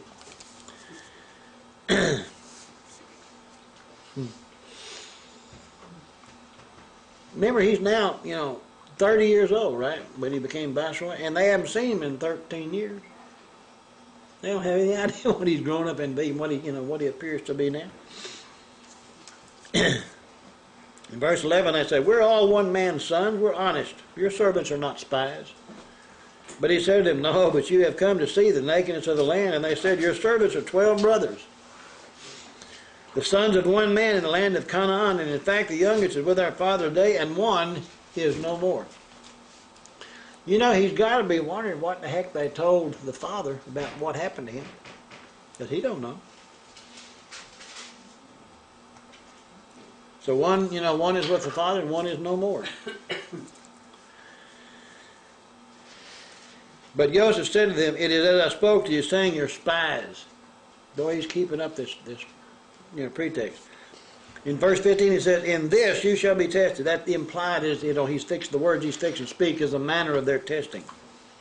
By the life of Pharaoh you shall not leave this place unless your youngest brother comes here. He caught them in their own words, didn't he? Somewhere the scripture says something about we'll be what? We'll be condemned or, exalted by our words, right? Out of our mouth. Send one of you, let him bring your brother, and you shall be kept or bound in prison, that your words may be tested to see whether there's any truth in you, or else by the life of Pharaoh, surely you are spies. He doesn't mention the one that's missing that they said was missing. He just mentions the youngest, the ones that they said was with the father. He doesn't say a thing in the world about what happened to the one that's missing. So he put them all together in prison 3 days. Then Joseph said to them the third day, do this and live, for I fear Elohim. If you are honest, let one of your brothers be confined to your prison house, but you go and carry grain for the famine of your houses. He's kind of found a way that he can send grain back to the father and the rest of the family, but yet keep them as prisoners. And he's just going to keep one of them. He's going to find out if they really care about one another. Verse 20 says, and bring your youngest brother to me, so your words will be verified, and you shall not die. And they did so. Then they said to one another, we are truly guilty concerning our brother. See, now they're going back remembering what they did to Joseph. We're never really told back at the time that Joseph was in the pit and the brothers threw him in there, what he said, or did he cry out, or did he raise Cain, or did he try to keep him going in the pit. We're never really told what took place between them and him when they threw him in there. Can you imagine any words that could have come out of his mouth while he's down in the bottom of this pit? Can't get out. I mean, it got to be, some frustration there. We are truly guilty concerning our brother, for we saw the anguish of his soul when he pleaded with us. They saw the anguish of his soul. Evidently, the words that he pleaded, they came straight. They were, they were real. And we would not hear, therefore this distress has come upon us. But it didn't take them long to get the point. And Reuben answered them, saying, did I not speak to you, saying, do not sin against the boy, and you would not listen. Therefore, behold, his blood is now required of us. But they did not know that Joseph understood, for he spoke to them through an interpreter.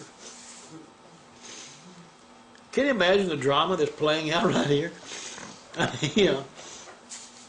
Joseph is seeing all this, And of course, we're going to see how hard it is for him to keep a straight face, to keep, as the British would say, a stiff upper lip, or whatever that means.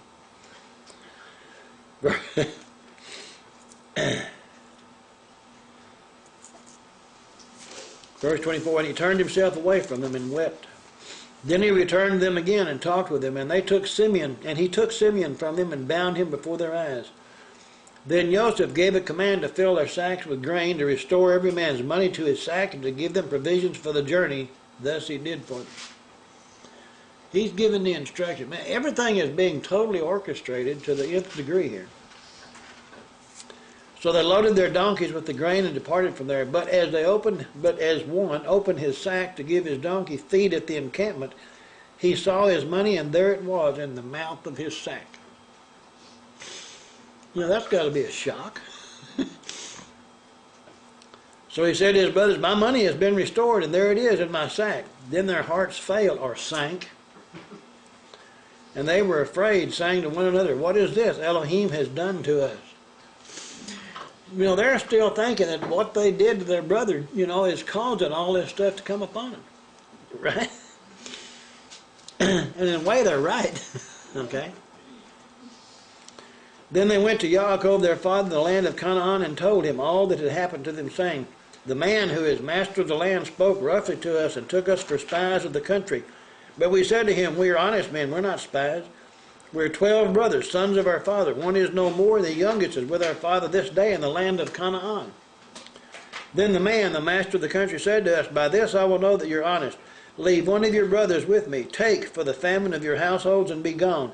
And bring your youngest brother to me, so I shall know that you are not spies, but that you are honest.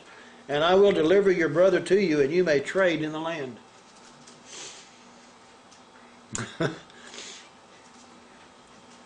Then it happened. I mean, you know, the drama that's involved in all this is kind of, you know. Then it happened as they emptied their sacks, and surprisingly, each man's bundle of money was in his sack, and when their father saw the bundles of money, they were afraid. See, one just found it in his. And now they're opening all of them. The father's there. All their money is there. Don't you know they really can't? I mean, how in the world can they find any type of explanation to explain this? People be running around and they holler, oh, you know, Yahweh worked a miracle. And Yaakov, their father, said to them, you have bereaved me. Joseph is not, Simeon is not, and you want to take Benjamin. All these things are against me.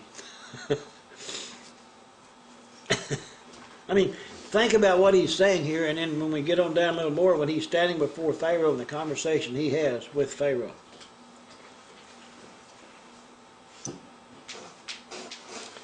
Then Reuben spoke to his father, saying, kill my 2 sons if I not bring him to you. Put him in my hands, and I will bring him back to you. Oh, it worked. But Reuben offered his 2 sons, right?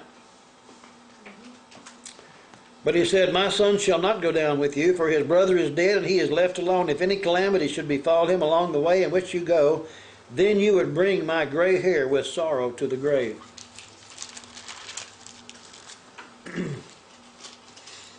In chapter 43, in a way, this is where Judah takes over from Reuben. Now the famine was severe in the land, and it came to pass when they had eaten up the grain which they had brought from Egypt, that their father said to them, go back, buy us a little food. But Judah spoke to him, saying, the man solemnly warned us, saying, you shall not see my face unless your brother is with you. If you send our brother with us, we will go down and buy you food. But if you will not send, we will not go down. For the man said to us, you shall not see my face unless your brother is with you. And Israel said, why did you deal so wrongfully with me as to tell the man whether you had still another brother? But they said, the man asked us pointedly about ourselves and our kindred, saying, is your father still alive? Have you brothers? And we told him according to these words. Could we possibly have known that he would say, bring your brother down? Well, they didn't have any idea what he was going to do. Then Judah said to Israel his father, send the lad with me, and we will arise and go, that we may live and not die, both we and you, and also our little ones. I myself will be surety for him. From my hand you shall require him. He didn't offer his children, he offers himself. If I do not bring him to you and set him before you, then let me bear the blame forever. For if we had not lingered, surely by now we would have returned this second time. He said, if we hadn't been piddling around here, waiting, we could have already been down there and back. And their father Israel said to them, if it must be so, then do this. Take some of the best fruits of the land in your vessels and carry down a present for the man. A little balm, a little honey, spices and myrrh, pistachio nuts and almonds. I thought they were having a famine. A famine in the land of grain, right? But the nuts and all these things were still growing. Take double money in your hand and take back in your hand the money that was returned in the mouth of your sacks. Perhaps it was an oversight. They're not short of money. Take your brother also and arise. Go back to the man. And may El Shaddai, what it has in, 410 and 77, 76, I believe, Shaddai. And may El Shaddai give you mercy before the man, that he may release your other brother and Benjamin. If I am bereaved, I am bereaved. That's kind of like what Esther said. If I die, I die. But she goes before the king to plead for her people. Isn't that what they're doing here? All the lessons in this, one person offering their life for their own, it's the same thing Messiah did. When we get over in Mark and he talks about you take up your stake daily. That's what you're supposed to do, offer your life to him on a day-to-day basis. And yet people can't see it. Verse 15, so the men took that present and Benjamin, and they took double money in their hand and arose and went down to Egypt, and they stood before Joseph. When Joseph saw Benjamin with them, he said to the steward of his house, take the men to my home and kill an animal, and make ready, for these men will dine with me at noon. 6672 is the word noon. So hard. At the time of double light, which is like, noon is the time of double light. What's the number again? 6671. Or 72, I can't tell. 7-2. Okay, my writing is getting kind of... 6672.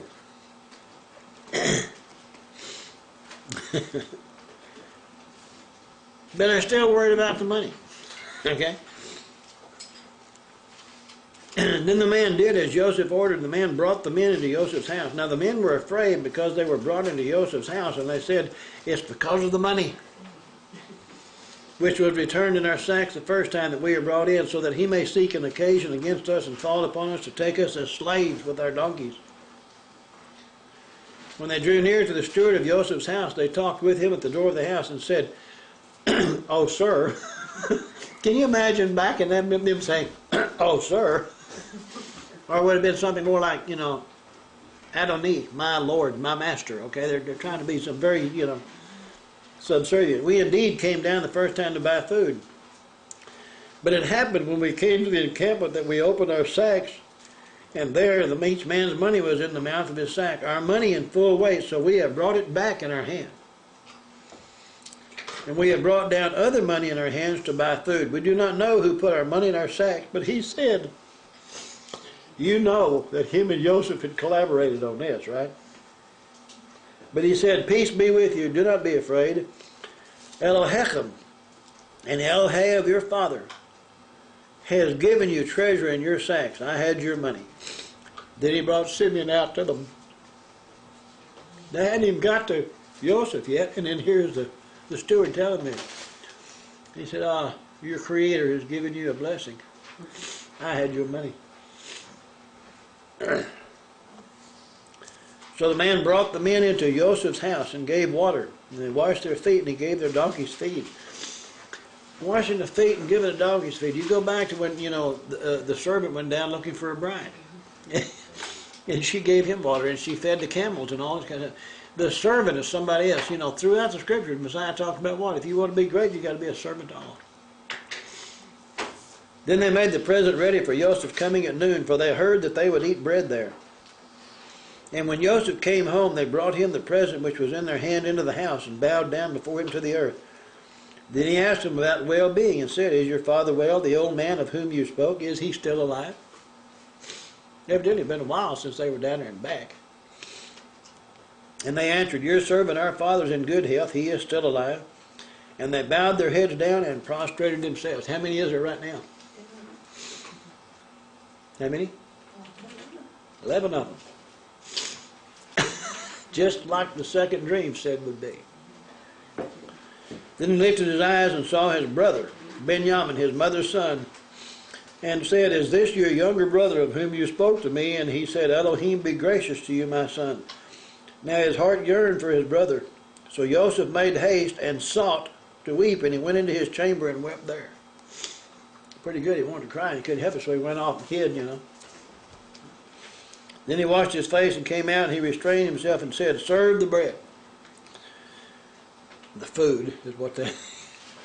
So they set him a place by himself, and them by themselves, and the Egyptians who ate with him by themselves, because the Egyptians could not eat food with the Hebrews, for that is an abomination to the Egyptians. Now, yeah, if the Hebrews and Joseph and the Egyptians are not eating together, you know, something's happening. But notice what this really says. The Egyptians could not eat food with the Hebrews, for that's an abomination to them. Later on, the Torah, you know, just like Peter said, you know how unlawful it is for one of the Hebrew to go to another. That came in the Torah later, but this is between the Egyptians and the Hebrew. The world out there right now really don't want much to do with the Hebrew. Do they? They don't want to eat with them. They don't want to do nothing.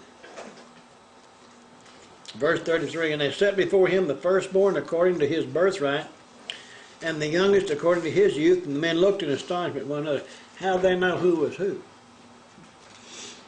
How'd they know who was the oldest and who was the youngest? Now, they may have known who the youngest was, but how about, you know, which one was the oldest and which, all them in between?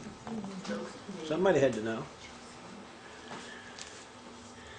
Then he took servings to them from before him, but Benjamin's serving was 5 times as much as any of theirs. So they drank and were merry with him. You know, don't you think that they're beginning to think something's happening here? What is it? I mean, they're bound to be wondering what's going on.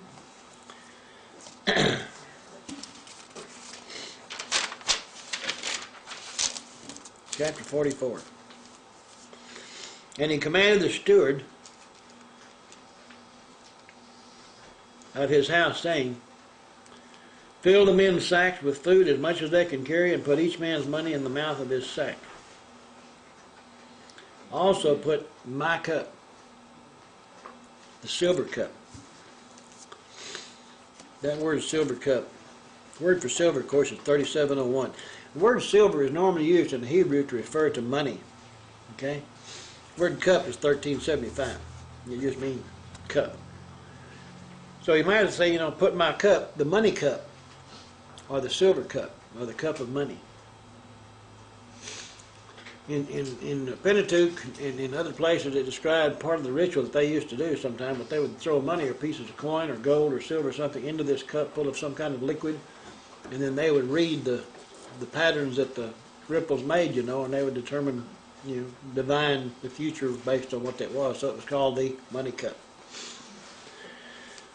So also put my cup, the silver cup, in the mouth of the sack of the youngest in his grain money. So he did according to the word that Joseph had spoken. As soon as the morning dawned, the men were sent away, they and their donkeys. When they had gone out of the city and were not yet far off, Joseph said to his steward, Get up, follow the men, and when you overtake them, say to them, Why have you repaid evil for good? Is not this the one from which my master drinks, and with which he indeed practices divination?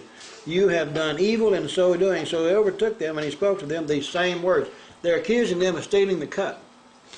Now the one that went down, isn't he the one that put the cup in the other one's sack? That's when Yoda told him to put the cup in Benjamin's sack. So he starts searching.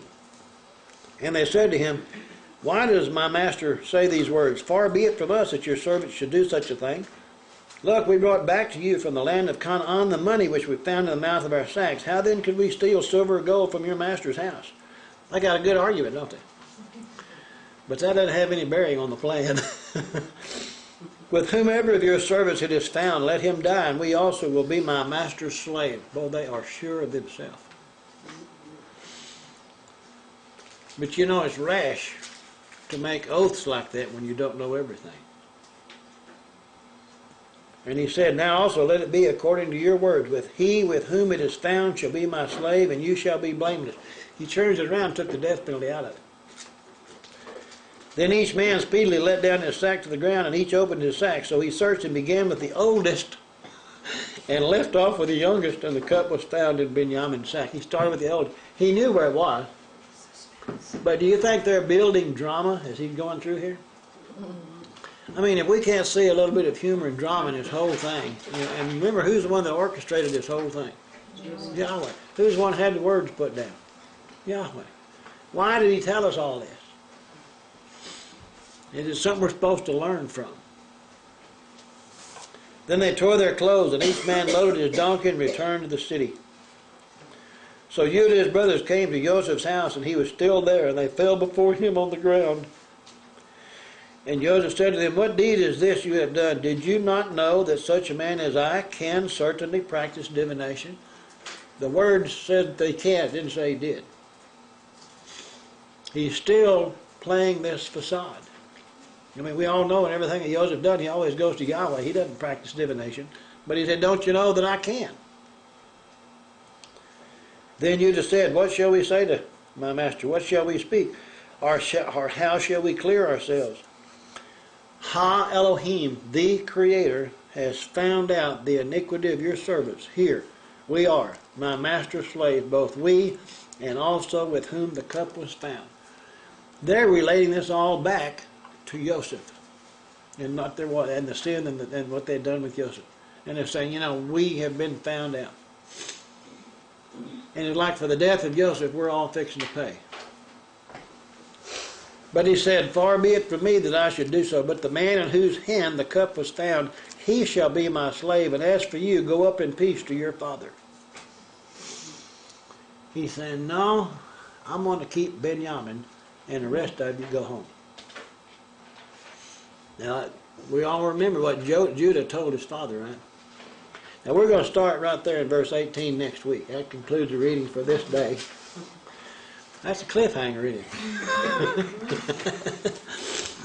it? and I'll tell you right now, between, the rest of this chapter, the words from Judah have been looked at by sages and rabbis and teachers of Torah for years as being one of the most beautiful confessions of guilt, that's ever been written as far as Scripture concerning what Judah says. You might want to look at it and study it and see what he says. Kind of interesting. But go with me now, because it is coming up on Hanukkah. We're getting ready for the end of it. Let's go to Isaiah chapter 66. Kind of a short reading today.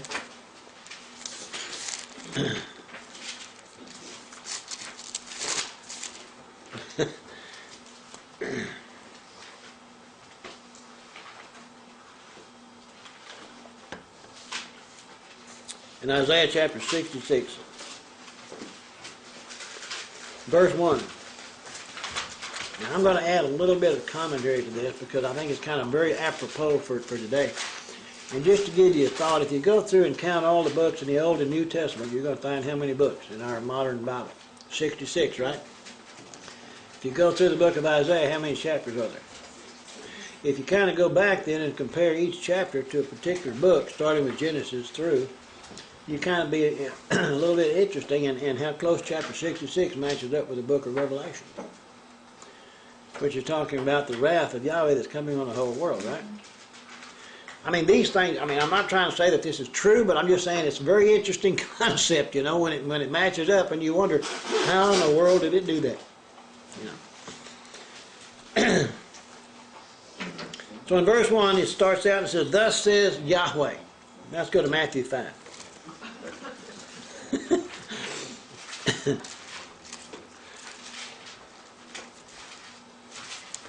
In Matthew chapter 5,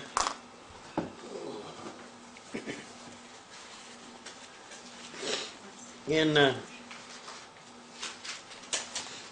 verses 33 through 37.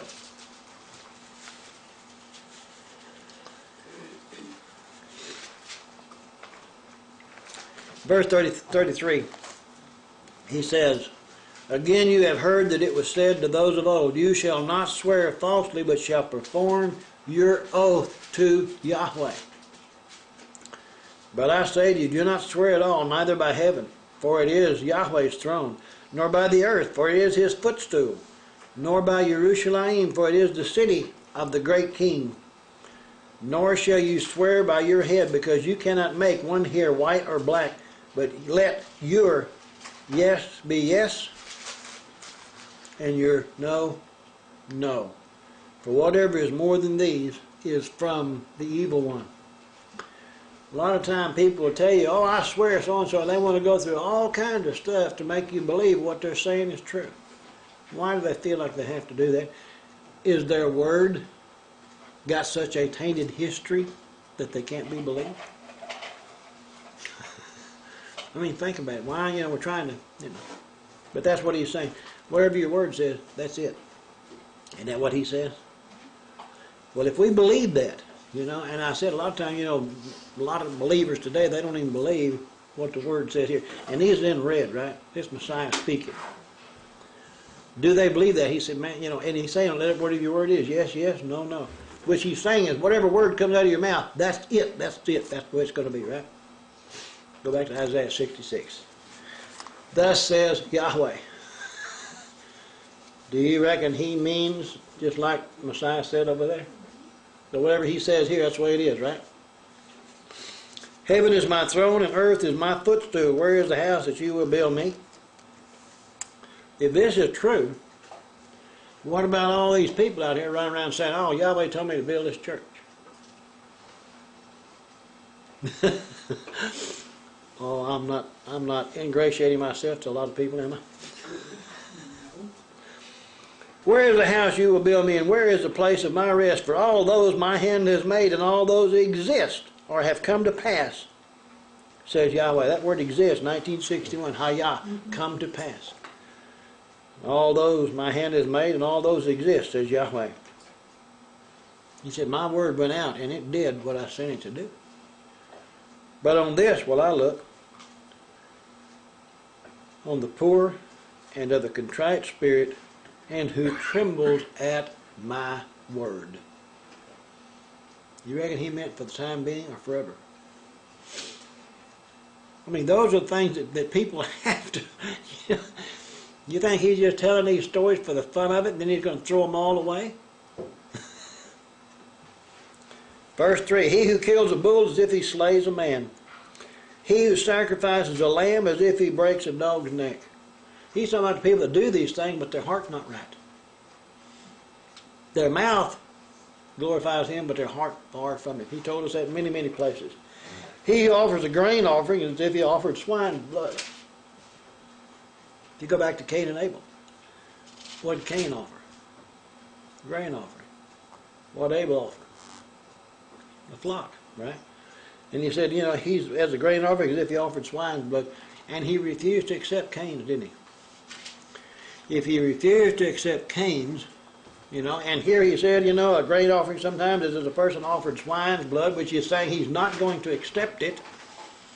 And if what we eat is supposed to be of an animal that could have been offered as a sacrifice to him, why would he accept anything concerning something he said is an abomination in the first place? He who burns incense as if he blesses an idol. But now he says, just as they have chosen their own ways, and their soul delights in their abominations, so will I choose their delusions and bring their fears on them, because when I called, no one answered. When I spoke, they did not hear. But they did evil before my eyes and chose that in which I do not delight. He's saying they chose their own ways. They wouldn't hearken to my word. Boy, is that not what's happening today? Go to Psalm 50.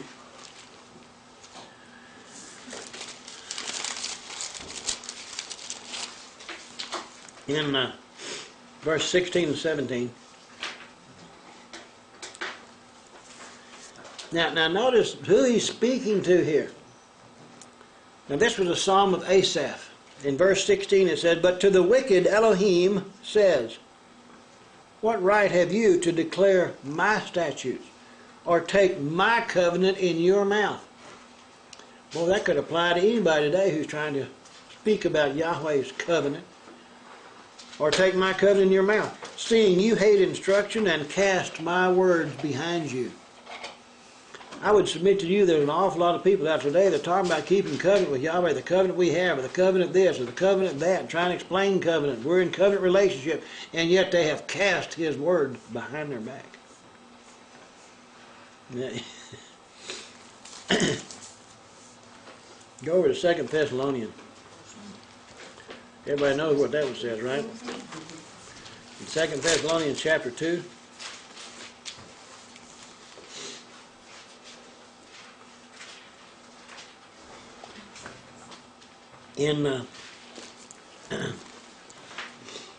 Let's start in verse 7. For the mystery of lawlessness is already at work. Mystery of lawlessness, transgression of the Torah, transgression of the law, right? Is already at work. Only he who now restrains, it's implied will do so, until he is taken out of the way. And then the lawless one will be revealed, whom Yehoshua will consume with the breath of his mouth and destroy with the brightness of his coming. Verse 9, his coming, his referring to the object of verse 8, the lawless one, his coming, the lawless one, is according to the working of Hasatan, the adversary, with all power, signs, and lying wonders, and with all unrighteous deception among those who perish, because they did not receive the love of the truth, that they might be saved. The Gospel of John, what did Messiah say? Your word is truth. How many people today have a love for His word? Have a love for the truth? And because they have not received the love for the truth, Yahweh said He's going to send them what? For this reason, Elohim will send them strong delusion that they should believe the lie. Isn't that exactly what we read over in Isaiah 66? Messiah said, don't even think that I came to abolish the law or the prophets. Did He say that? Verse 12, that they all may be condemned who did not believe the truth, but had pleasure in unrighteousness. They had pleasure in walking against the Torah. People don't want to give up things that they have pleasure for. And they balk, they get angry. I did. All of us at some point in time have rebelled whenever things come up that we have to say, oh, get rid of. Right? And people say things like, well, you're trying to take away the only thing that I have any fun left. What can I do now to enjoy? I mean, I can say those things because I know when I said it. In that other half, But then I think they're kind of programmed to be able to give up things quicker than men are. Men have a tough time. I did. That they all may be condemned who did not believe the truth but had pleasure in unrighteousness. Does this not say that those who don't believe the truth will be condemned? Does that say that? Or am I adding that to it? Or is that what it said? Okay. Go back to Isaiah.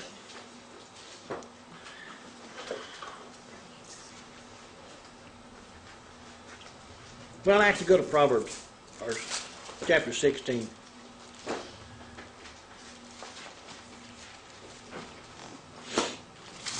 In verse 7. If we could ever get a hold of this, in verse 7, when a man's ways please Yahweh, that man or woman, either one, right? When a member of the human race, Adamah is mankind, not just a man, but mankind. Mankind includes men and women. Just like tigers include male and female tigers. In lions, there are male and female lions. When a man's ways please Yahweh, he makes even his enemies to be at peace with him. You want to get rid of your enemies? Obey Yahweh. Isn't that what he said? And he can make your enemies to be at peace with you. They might not like you, but you can walk in the assurance of knowing that they're not going to come against you, because Yahweh is going to make you be at peace, or make them to be at peace with you, right? Isn't that what the word says? Okay. Verse 5, back in Isaiah 66. Hear, 808:5, Shema, hear with understanding and obey the word of Yahweh. You who tremble at his word, your brethren who hated you, who cast you out for my name's sake, said. Yeah, if we stop and think about that, that's exactly what Joseph's brothers did to him. Now, we're not told that they said these other words, but in modern times he tells us that in those days men are going to come, they're going to kill you, and they're going to think that they're doing the will of Yahweh. Didn't it say that? Your brethren who hated you, who cast you out for my name's sake, said, let Yahweh be glorified, that we may see your joy, but they shall be ashamed. That's not something that we want to come on our family and friends and all of those who do those things and say those things to us. We don't want that for them, but it's going to happen. Yahweh said, I didn't come to bring peace, I came to bring the sword. And a man's enemies are going to be who? The members of his own household. That's where it's going to be. Your obedience to Yahweh's word speaks volumes more than you saying one thing and doing something else. Verse 6, the sound of noise from the city, a voice from the temple, the voice of Yahweh who fully repays his enemy. Remember, when people get mad at you or angry because you're walking in obedience to Torah, they're not angry with you, they're angry because they don't want to obey that word. Because they feel restricted in their own life. Nobody likes to give up control of their life. Verse 7, before she travailed, she gave birth. Before her pain came, she delivered a male child. Put a little note there, Revelation 12, 1 through 5. That was a male child who's to rule all nations with a rod of iron. Does anybody recognize that Revelation talks about a male child being born to the nation of Israel who's going to rule all nations with a rod of iron? What does that mean? If you get whooped with a rod of iron, it hurts more than a broom straw. Verse 8, who has heard such a thing? Who has seen such things? Shall the earth be made to give birth in one day? Israel became a nation on one day. Right? That morning she wasn't. That day she was. That night she was attacked. Shall the earth be made to give birth in one day? Just for instance, go to Psalm chapter 48. Now I got a question as we're going over there. Anybody remember the year that Israel became a nation? 48. Oh, okay. In Psalm 48, let's read verses 4 through 8. For behold, the kings assembled. They passed by together. They saw, and so they marveled. They were troubled. They hasted away. Fear took hold of them there. Pain as of a woman in travail. Uh-oh. Nobody has a nation be born today. Okay. As you break the ships of Tarshish with an east wind, as we have heard, so we have seen, in the city of Yahweh Sabaoth, in the city of our Elohim, Yahweh will establish it forever. Selah.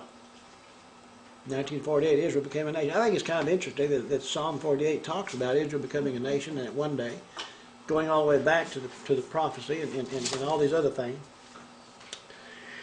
Go back to Isaiah 66. Again in verse 8, who has heard such a thing? Who has seen such things? Shall the earth be made to give birth in one day? Shall a nation be born at once? For as soon as Zion travailed, she gave birth to her children. Shall I bring to the time of birth and not cause delivery? Says Yahweh. Shall I who cause delivery close? The womb is implied. Says Eloheka. And then in verse 10 he says, rejoice with Yerushalayim. Uh-oh. You don't say go rubbing out and do your own thing. It says, rejoice with Yerushalayim, and be glad with her, all you who love her. Rejoice for joy with her, all you who mourn for her, that you may feed and be satisfied with the consolation of her bosom, that you may drink deeply and be delighted with the abundance of her glory. For thus says Yahweh, behold, I will extend peace to her like a river, and the glory of the nations, or the Gentile, like a flowing stream. Then you shall feed. On the sides shall you be carried and be dandled on her knees. You know, imagine a woman, carrying a baby. You know how they carry them on the side, or when they sit down, and they bounce them on their knees, and they coo and talk and say all this baby talk stuff. Men don't do that, right? And be dandled on her knees as one whom his mother comforts. So I will comfort you, and you shall be comforted in Yerushalayim, in the city of peace. When you see, your heart shall rejoice, and your bones shall flourish like the grass. The hand of Yahweh will be known to his servants, and his indignation to his enemies. For behold, Yahweh will come with fire, with his chariots like a whirlwind, to render his anger with fury and his rebuke with flames of fire. For by fire and by his sword Yahweh will judge all flesh, and the slain of Yahweh shall be many. You know, this passage in relation to Hanukkah, we all know that back at in 165, somewhere back in there, you know, the king of the Roman legions and the king of Syria was sent down to create a Gentile state in the nation of Israel. And they came in and destroyed the temple and killed a hog and spread blood all over the temple and the altar and all that kind of stuff. A man by the name of Antiochus or Antiochus, depending on what scholar you're listening to, he declared himself, you know, Epiphanes, God manifest in the flesh. And that was a fulfillment of the prophecy that Daniel spoke of. The abomination that makes desolate, okay? And then in Matthew 24, Messiah is speaking to the people, and he told them then, he said, when you see the abomination that makes desolate that Daniel spoke of. He jumped right over Antiochus or Antiochus, didn't he? He's saying when you see that in the future again, it's going to take place again, is what he said, right? Then he said, what, you better what? Head for the hills, or you're in trouble. Then verse 17, he talks about here, says, those who sanctify themselves and purify themselves. Oh my.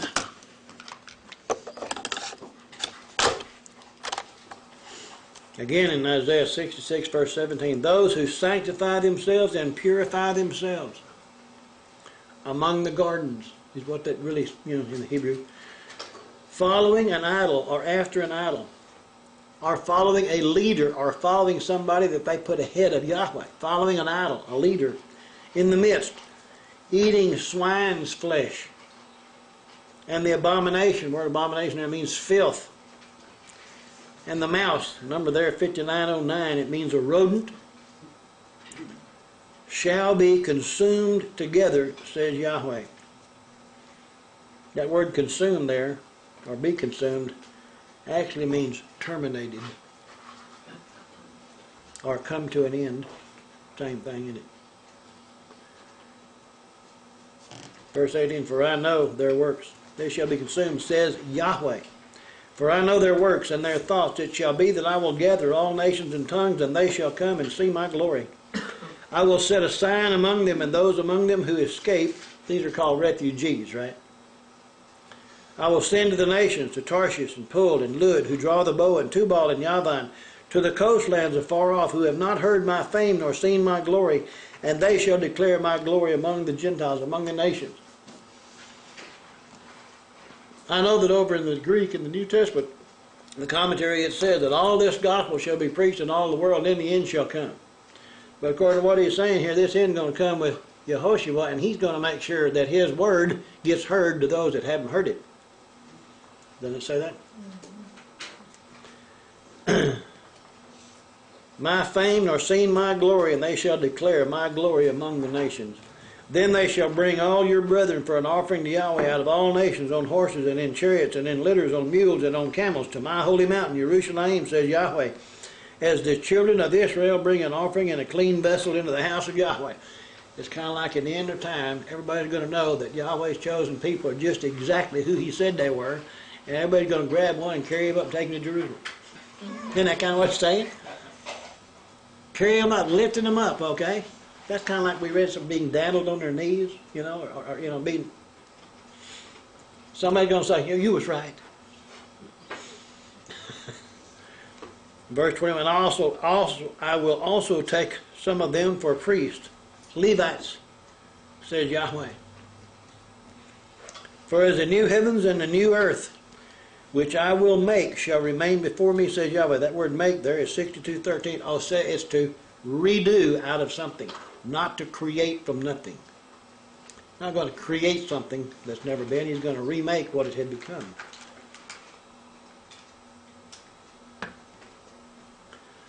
For as the new heavens and the new earth, which I will make, shall remain before me, says Yahweh, so shall your descendants and your name remain. Your descendants and your name, there's going to be a lot of people alive who make it through the tribulation. They're going to be alive, and their name is going to continue. And when the river of life, goes out, and the river flowing out with the trees of life on both sides of it, then they eat from that and will live there just like they were originally in the garden, right? And he put them out of the garden so that they wouldn't eat of the tree of life and live forever in their sin. And then he says in the rest of 22, so shall your descendants and your name remain. Verse 23, and it shall come to pass from one new moon to another, and from one Sabbath to another, all flesh shall come to worship before me, says Yahweh. This is in the future. Do you think people are going to be able to pick 1 in 7, or just pick any day you want, or just pick any day you want to, and just do however you want to do, or just do however you feel? Or is he saying, no, all flesh is going to worship before me? How? From one new moon to another, and from one Sabbath to another. His word that he spoke in the past is going to be in the future. I don't know how people can get away from that. Verse 24, and they shall go forth and look. What are they going to look at? Upon the corpses of the men who have transgressed against me. For their worm does not die, and their fire is not quenched. There's a lot of places that talks about that. One of the most important is in the Gospel of Mark, isn't it? Where it talks about their worm shall not die. We're not going to get there today, but we're going to talk about it later. But over in Revelation, the first 2 people who get thrown into the lake of fire alive are the false Messiah and his false prophet. Is that not true? Mm-hmm. And that's at the beginning of this 1,000-year period when Messiah is ruling and reigning on the earth, right? So the first 2 that are thrown in the lake of fire alive get to be looked upon by who? And they shall go forth and look upon the corpses of the men who have transgressed against me, for their worm does not die and their fire is not quenched. They shall be an abhorrence to all flesh. That's kind of the sign, is it not? Now in Revelation it talks about when he comes and the false Messiah and false prophet thrown in the lake of fire. Satan is bound in the pit. He won't be let out until the short season at the end of that 1,000 years. Somebody's going to have to be out there later on then to what? Entice them away. And then it says Satan's going to be let out for a short season, and his whole purpose is to go out and what? Bring all the nations, the people together again to do what? To come against Jerusalem. And then they're going to gather up against Jerusalem again. They'll be gathered around the city, and what's going to happen? Fire is going to come down out of heaven and just and a lot of ashes laying on the ground. We see the same thing when we go back and look at Isaiah or Elijah. When he was up on the mountain, or Elisha, whoever it was. When the army went out there and he's up on the mountain and they said, you're going to come to us, or come with us, we're going to take you back to Ahab, right? And he said, I don't think so. And fire come down and 51 ash bodies laying on the ground. You remember that story? And they sent somebody out there, and the 3rd group went out there, and they finally got smart, and they looked around and said, if you want to, you can come with us.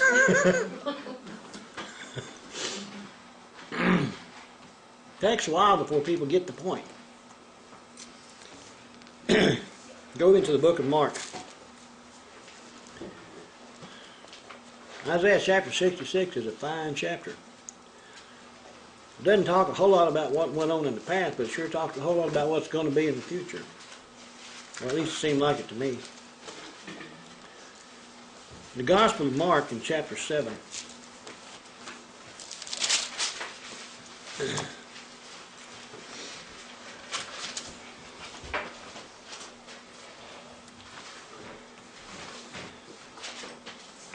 Most of it, and I want y'all to realize, one of the main things that I'm concentrating as we study the Gospels is the words of Messiah himself.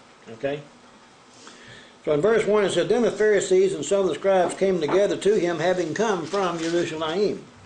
Now when they saw of his disciples eat bread with defiled, that is, with unwashed hands, they found fault.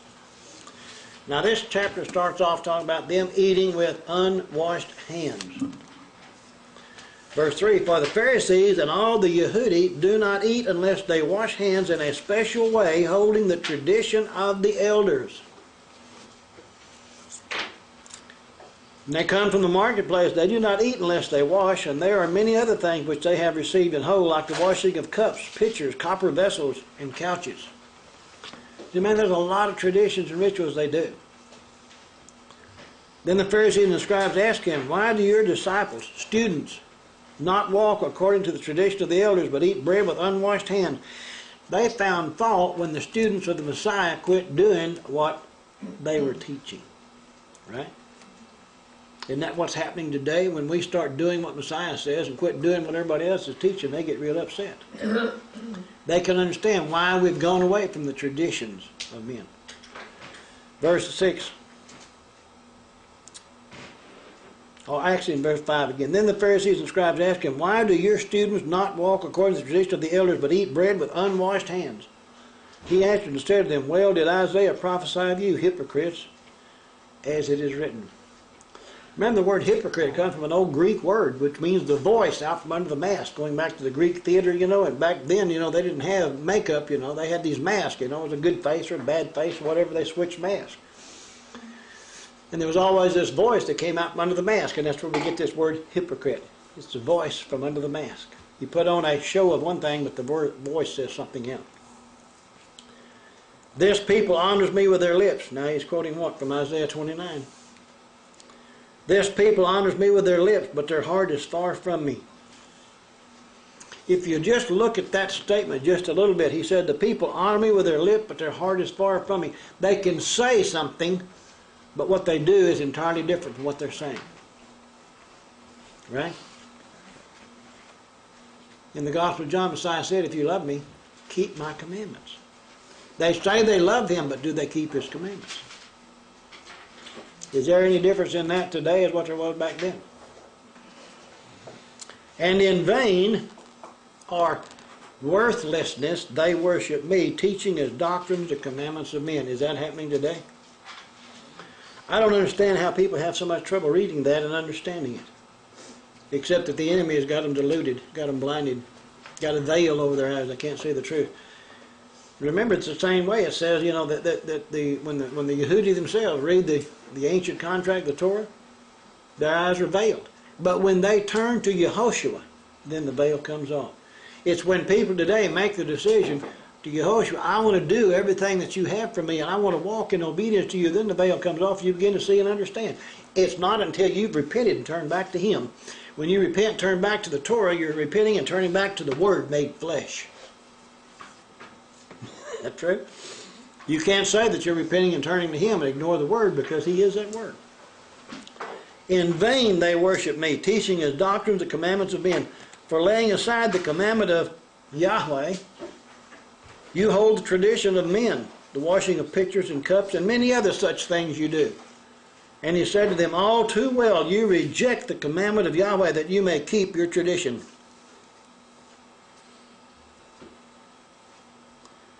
For Moses said, honor your father and your mother. And he also said, he who curses father or mother, let him be put to death. But you say, if a man says to his father or mother, whatever profit you might have received from me is korban. It's a Hebrew word, and it means, dedicated. Now, they got to the temple in there, but he's saying, just dedicated. And they're saying, whatever profit that you might have got from me, you just consider that dedicated to Yahweh or to something else. And you no longer let him do anything for his father or his mother, making the word of Elohim of no effect through your tradition, which you have handed down, in many such things you do. If we go back and read the letters of Paul, and a lot of things that he was fighting and combating were some of the same things that's being taught today. He wrote to some of those people, he said, what are we supposed to do? Just go out here and sin because we're all under grace? And the more sin we commit, the greater the grace we make it? Isn't that what he was saying? What are they saying today? What's the difference? Verse 14, when he had called all the multitude, he said to them, hear me, everyone, and understand. There is nothing that enters a man from outside which can defile him. What's he going back to? The original statement, why do your disciples eat without washing their hands? Nothing that enters a man from the outside which can defile him, but the things which come out of him, those are things which defile a man or make him impure. If anyone has ears to hear, let him hear. Oh my. Now we go back to the ears, like the ears of corn. Shibboleth, shibboleth. Who knows the true. And when he had entered a house away from the crowd, his disciples asked him concerning the parable. So he said to them, are you thus without understanding also? They didn't even know what he's talking about. Do you not perceive that whatever enters a man from outside cannot defile him? He's talking about if you get a little dirt on your hands and you eat it. Isn't that what he's talking about? Because it does not enter his heart, but his stomach is eliminated, purifying or purging all foods. And he said, what comes out of a man, that defiles a man. Now he's talking about something else. That word, verse 19, the word food is the number 1033. It's the Greek word broma. I guess you could, B-R-O something, M-A-H. I got to look at that and I'm thinking, I wonder if that's where we got the word bromo seltzer. I don't know. Broma. The word itself in the Greek, 1033, it means food, i.e., articles especially allowed by Torah. My. Now, if you look it up, it'll give you the article. The word itself, out of the context, just says, it's the food or articles especially allowed or disallowed by Torah. So it mentions both. But of this particular thing, he's saying, thus, purifying all food. But what did he say is food? In verse 20, he said, what comes out of a man, that defiles a man. That word defiles there is the number 2840, and is the word profane. That's what profanes a man. And then in verse 21 he says, For from within, out of the heart of men proceed evil thoughts, adulteries, fornications, murders, thefts, covetousness, wickedness, deceit, licentiousness, the evil eye, blasphemy, pride, foolishness. If you look up all those words, they mean just exactly what they said. All these evil things come within and make a man profane, what it says in the Greek, 2840. Evil eye means something different. Yeah. Stingy. Evil eye. The definition of evil eye means stingy. Actually, evil eye means when you see someone who has a need, and if you don't strive to meet that need, then you have an evil eye. If you see someone in need and you meet that need, then you have a good eye, if it's within your ability. Verse 23, all these evil things come within and defile or make a man profane. And verse 24 through 30 here. This passage of Scripture we're going to have to look at more than just this one place to get the whole thing. If y'all notice that you have to pick things out of all the different Gospels and put them all together in order to get the complete story. Verse 24, and from there he arose and went to the region of Tyre and Sidon.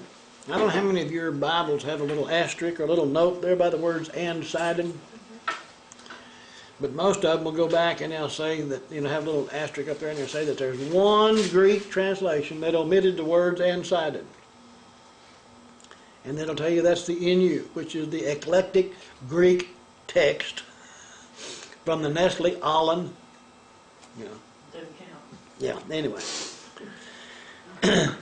From there he arose and went to the region of Tyre and Sidon, and he entered a house and wanted no one to know, but he could not be hidden.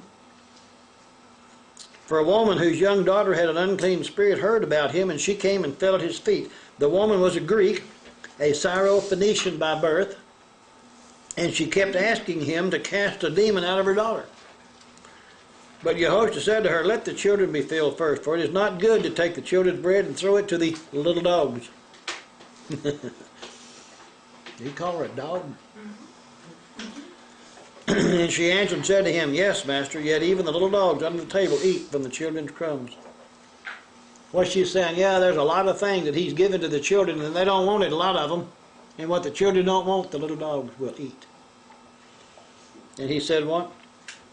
Then he said to her, for this saying, go your way, the demon has gone out of your daughter. And when she had come to her house, she found the demon gone out and her daughter lying on the bed. Go over to Matthew chapter 15. Just see if that one adds a little bit more to the story. Starting in verse 21.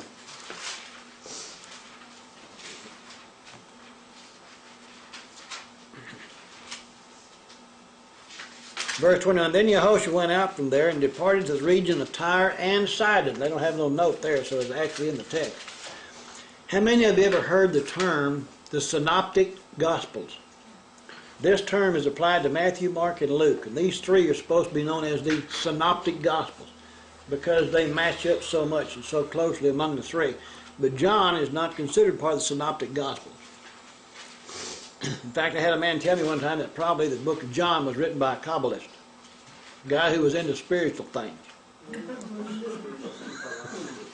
But only because so much of what John talks about is in association with the Father and His Son. Okay? And we meet an awful lot of who He is through the Gospel of John. And remember, John is the only one that was known as the Beloved. Okay? But in verse 21 of Matthew 15 says, then Yehoshua went out from there, departed to the region of Tyre and Sidon. And behold, a woman of Canaan came from that region and cried out to him, saying, now over there in Mark we are told that she was born of Syro-Phoenician birth. Here it tells us she was of the land of Canaanite, lived in the land. Who populated the land? Syro-Phoenicians, all those, And then she cried out, have mercy on me, Yehoshua, son of David. My daughter is severely demon-possessed. My goodness, she may have been of the land, but she knew who He was. But He answered her not a word, and His disciples came and urged Him, saying, send her away, for she cries out after us. The disciples have been saying, this woman been bugging the heck out of us, and they're telling Him, get rid of her. And how long has she been crying out to Him? And He answered her not a word. He kind of ignored her. Isn't that the implication from the text? And His disciples came and urged Him, saying, send her away, for she cries out after us. But He answered and said, I was not sent, except to the lost sheep of the house of Israel. Then she came and worshipped Him, saying, Master, help me. But He answered and said, it is not good to take the children's bread and throw it to the little dogs. We got that far in Mark, didn't we? And she said, true, Master, yet even the little dogs eat the crumbs which fall from their master's table. Even the little dog knew where the crumbs came from. Came from the master. Then Yehoshua answered and said to her, O woman, great is your faith. Great is your trust, right? I mean, He's equating faith and trust in what this woman knew of who He was. The food man. Food man of the life, yeah.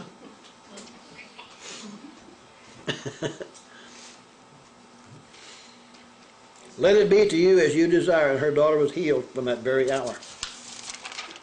I think it's kind of an interesting thing. Going back to Mark. In verse 31, Mark chapter 7, and again departing from the region of Tyre and Sidon, He came to the midst of the region of Decapolis to the Sea of Galilee. Then they brought to Him one who was deaf and had an impediment in his speech, and they begged Him to put His hand on him. And He took him aside from the multitude and put His fingers in his ears, and He spat and touched his tongue. I don't know why He did that. Okay. I have no other words that I can associate this with,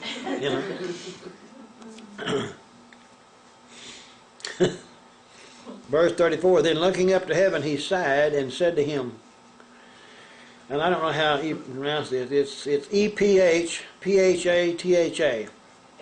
Ephphatha. That is, be opened, okay? The word here in the Greek is the number 2188. But the word goes back to the Hebrew word 6606. Okay? So actually He's speaking Aramaic. Okay? And if we want to verify that the definition of that, Iphath means be opened, we can go to Daniel 7. And we can find this same word in Daniel chapter 7 and in verse 10.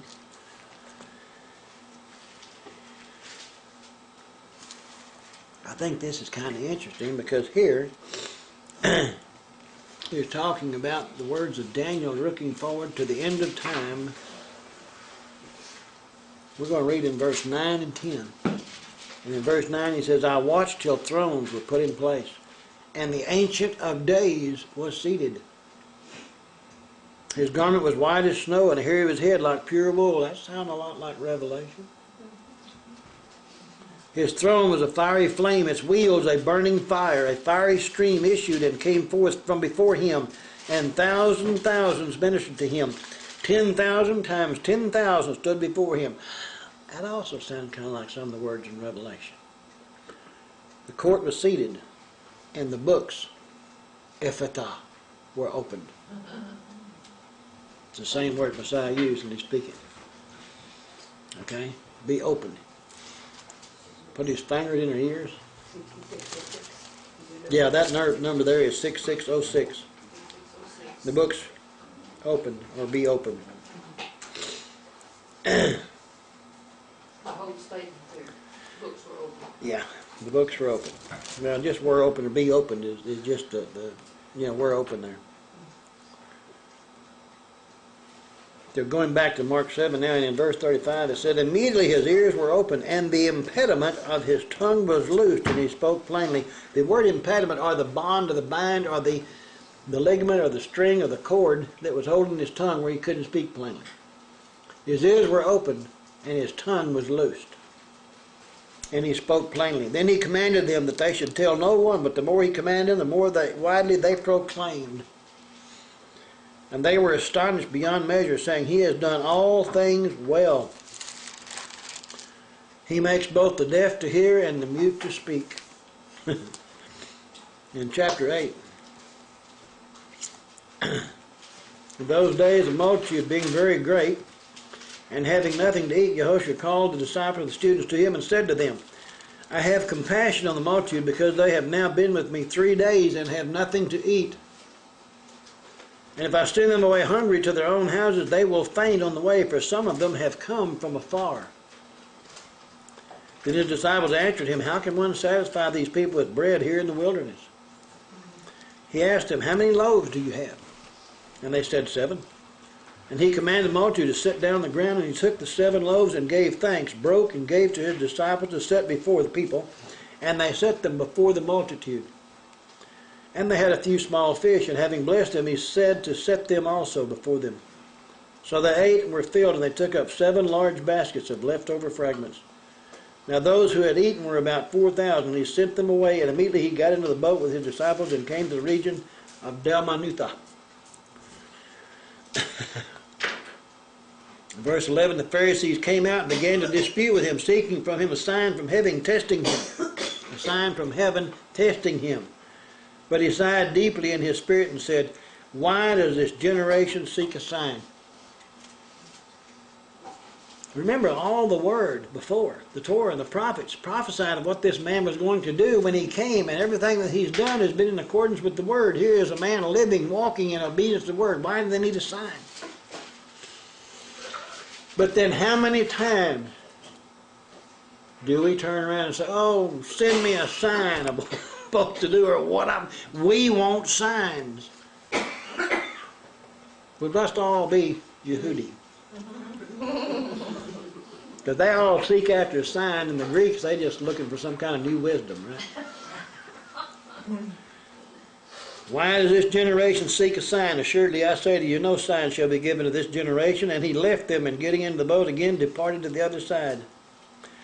Now the disciples had forgotten to take bread, and they did not have more than 1 loaf with them in the boat. Then he charged them, saying, take heed, beware of the leaven or the yeast of the Pharisees, and the yeast of the leaven of Herod.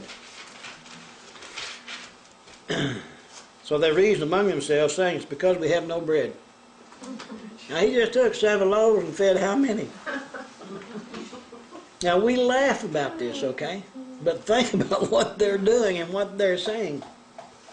Yehoshua, being aware of it, said to them, why do you reason because you have no bread? Do you not yet perceive, nor understand? Is your heart still hardened? Does that mean then if somebody will not receive the truth of the word, it's because their heart is hardened? And it's kind of like Pharaoh. If the heart is hardened, they can continue, and they continue on. And each time they reject it, makes it easier and easier to reject it the next time. Verse 18 says, "Having eyes, do you not see?" They saw him take them loaves of bread and feed all them people with it. "And having ears, do you not hear? And do you not remember when I broke the 5 loaves for the 5,000? How many baskets full of fragments did you take up?" They said to him, 12. "And when I broke the 7 for the 4,000, how many large baskets full of fragments did you take up?" And they said, 7. So they said to them, "How you do not understand?" When he said what? "Beware of the yeast of the leaven of the Pharisees and the leaven of Herod."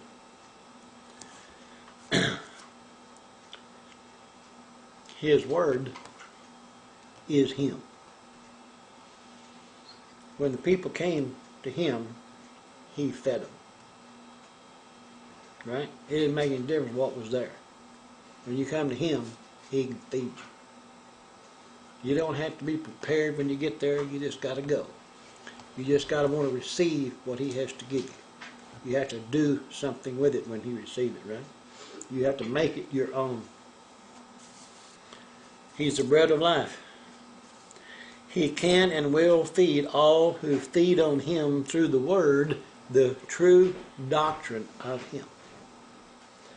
The true doctrine of the Messiah is that word which the Father penned through Moshe, which speaks of him, along with all the prophets. Anything other than that word which came from the Father concerning the Messiah is false doctrine. We talk about false doctrines, right? When you go to him, you feed on him. What did Messiah say? If they had known the Father, they'd know me. But they didn't know him because they didn't know the Father. He told Philip, when you've seen me, you've seen the Father. They didn't know who they're looking for.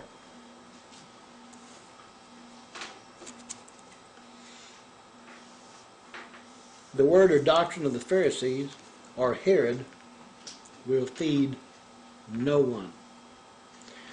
When somebody has never eaten a true meal, how the heck do they know when they're eating proper food? Right? Their doctrine is false. Go to Luke 12.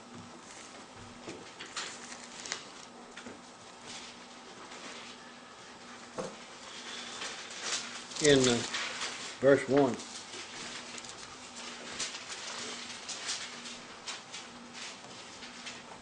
In the meantime, when an innumerable multitude of people had gathered together so that they trampled one another, he began to say to his disciples first, to his students first, "Beware of the leaven of the Pharisees, which is hypocrisy." It's saying one thing but doing something else. How many people in organized religion today would come to you and without any hesitation, "Oh yeah, we're all supposed to obey God." But then what do they do? Is that hypocrisy? Does it tell us we're supposed to beware of that? When he tells the people, he said, "You'll know those who are true. You'll know them by their fruits." What is their fruits? Their obedience to the word. If they're doing what they're saying, then they're walking in obedience to Torah. They can be doing what they're saying and yet be going against Torah because they're not saying what Torah says. So you know them by their fruits when they're saying what Torah says and doing what Torah says. That's the difference. How do you test all the spirits? Back against what the Word says. Without the Word, you don't have any test. Is it any amazing thought then that Hasatan, the adversary, would want us to say, throw all that old prophecy and that old word and stuff away and just do what I tell you? Isn't that what the scripture says? That Hasatan comes as what? An angel of light. And his ministers is what? Ministers of righteousness.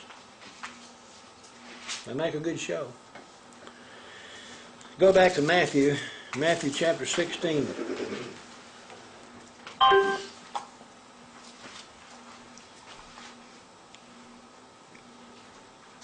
In verse 5 and 6, it said, "When his disciples had come to the other side, they had forgotten to take bread. Then Yahushua said to them, Take heed and beware of the yeast or the leaven of the Pharisees and the Sadducees." Yeast does not mean sin. Yeast refers to doctrines. And he's talking about being aware of the doctrines of the Pharisees and the Sadducees. Verse 7, they reasoned among themselves, saying, because we've taken no bread. But when Yehoshua proceeded, he said to them, O you of little faith, why do you reason among yourselves because you have brought no bread? Do you not yet understand and remember the 5 loaves of the 5,000, how many baskets you took up? No, the 7 loaves of the 4,000, how many large baskets you took up? How is it you do not understand that I did not speak to you concerning bread? But you should beware of the leaven or the yeast or the doctrines of the Pharisees and Sadducees. Then they understood that he did not tell them, beware of the leaven of bread, but of the doctrines or teachings of the Pharisees and Sadducees. Go through all of those things, and what are we talking about then? The difference between what the word of Yahweh says and what the word of somebody else says. Which is true and which is false. Aren't we reading over in Mark where he's talking about the traditions of men make the word of Yahweh have no effect? So if somebody's saying you're supposed to do something, the question is, well, why are we supposed to do that? Why? Maybe the easiest thing to do them sometimes is have somebody else say, well, why do you think we ought to do what you're saying we're supposed to do? Why should we do it? Oh, because we had a good time last year. That's not good enough. It doesn't match with Yahweh. Well, we had a good time the year before. Well, that doesn't matter either. Are we doing what we're doing because we feel good with the traditions, or are we doing what we're doing because Yahweh says do it? That's the difference. And that's a hard concept for a lot of people to accept and receive. Go back to Mark.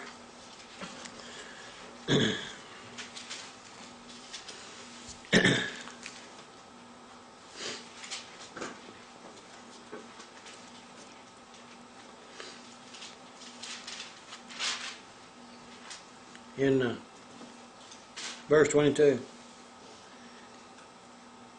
Then he came to Bethsaida, and they brought a blind man to him and begged him to touch him. So he took the blind man by the hand and led him out of the town. And when he had spit on his eyes and put his hands on him, he asked him if he saw anything. There's another one of them. Okay? The only explanation I can offer you, and I can't tell you that this is either true or not, except that in the Talmud, there is a discussion that written in their doctrines back at that time, a couple of things that when Messiah came he was going to do is written in the Talmud. And this is one of them. Even the one that talked about spit, mixing it with the dirt and making mud and sticking it in the guy's eyes. And then told him to go down to the pool and wash. Now I've never seen that in there myself. The only thing I can tell you is there's discussion about the fact that it was in there. And most of the people that were trying to follow the Pharisees, they just got really scared, you know. I mean, after all, you stop and think about it. If you really begin to believe that the man that you're in the presence of right now is the creator of this whole universe, is that not kind of an overpowering thought?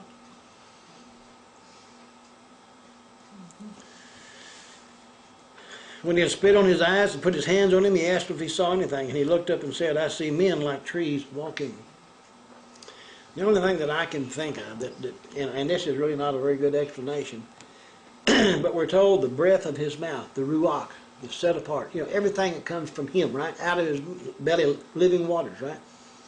Word, breath, blowing, spirit, speech, anything, spit and mud, mix it up. It's the water of life mixed with the dirt.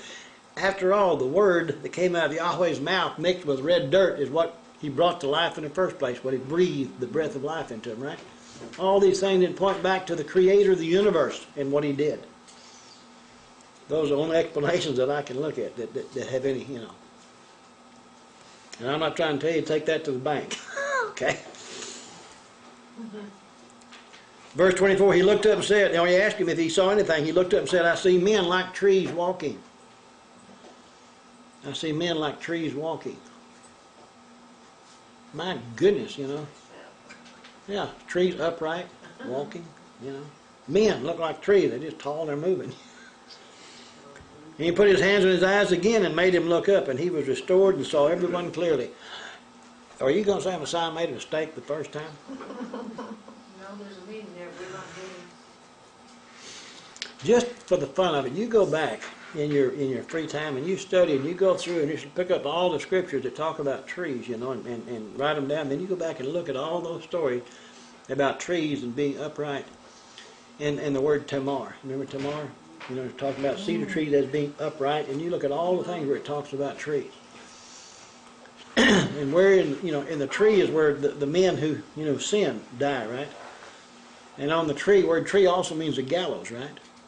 Go back and look up all of it. Man, you're in for a What fun about trip. in the green tree? When he says, Yeah, if he did this in the green, what about in the won't do it dry? in the dry, Yeah. yeah. Verse 26, and he sent him away to his house, saying, neither go into the town nor tell anyone in the town.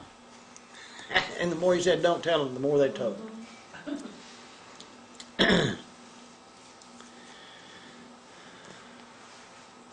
Now in verse 27, now Yehoshua and his disciples went out to the towns of Caesarea Philippi. Now Caesarea Philippi today would be known as Tel Dan, or up in the north, above, the Jordan River, up at the headwaters of the Jordan, Caesarea Philippi. What's it called up there today? Where y'all went? Give me a minute, I'll think of it. Oh, okay. Caesarea? Well, it is Caesarea Philippi, is what the scripture is referring to, but in modern times it's called something else. Oh. Okay? I've got her now. She's thinking. I would have said it, but I'm forgetting. And I was there before, when we were there before. But in verse 28, but he asked it, who do men say that I am? Now they're standing up in this place, the headwaters of the Jordan River. Banyas. Banyas. Okay, it's called Banyas today. Here it's called Caesarea Philippi. And they're standing there, where this water is coming up out of the ground. And it's cold, and it's maybe 40, 50 feet across, 2 or 3 feet deep, and it's, cool water. The rocks are up above it, okay? And over here on there's a cave up there. And if you look up into that cave, it's black on the inside, like fire is shot up there. And the cave goes back down into the earth. And that cave is called the Gates of Hell. And that's where they are in Caesarea Philippi. On the road, he asked his disciples, saying to them, who do men say that I am? And they answered, Yochanan the Immerser. But some say Elijah, and others one of his prophets, or one of the prophets. He said to them, but who do you say that I am? Peter answered and said to him, you are the anointed of Yahweh. You are the Mashiach, HaMashiach. Then he charged them that they should tell no one about him. Many times he told them not to tell, not to say, okay? When they went up on the mountain, of Transfiguration, he told them after they came down, he said, don't tell anybody what you've seen until after everything's over. Verse 31, he began to teach them that the Son of Man will suffer many things and be rejected by the elders and chief priests and scribes and be killed, and after 3 days rise again. What he's teaching them here now, he's teaching them what the Torah and the prophets are saying is going to come to pass concerning him. Is that what he's teaching? Verse 32, he spoke this word openly. Okay?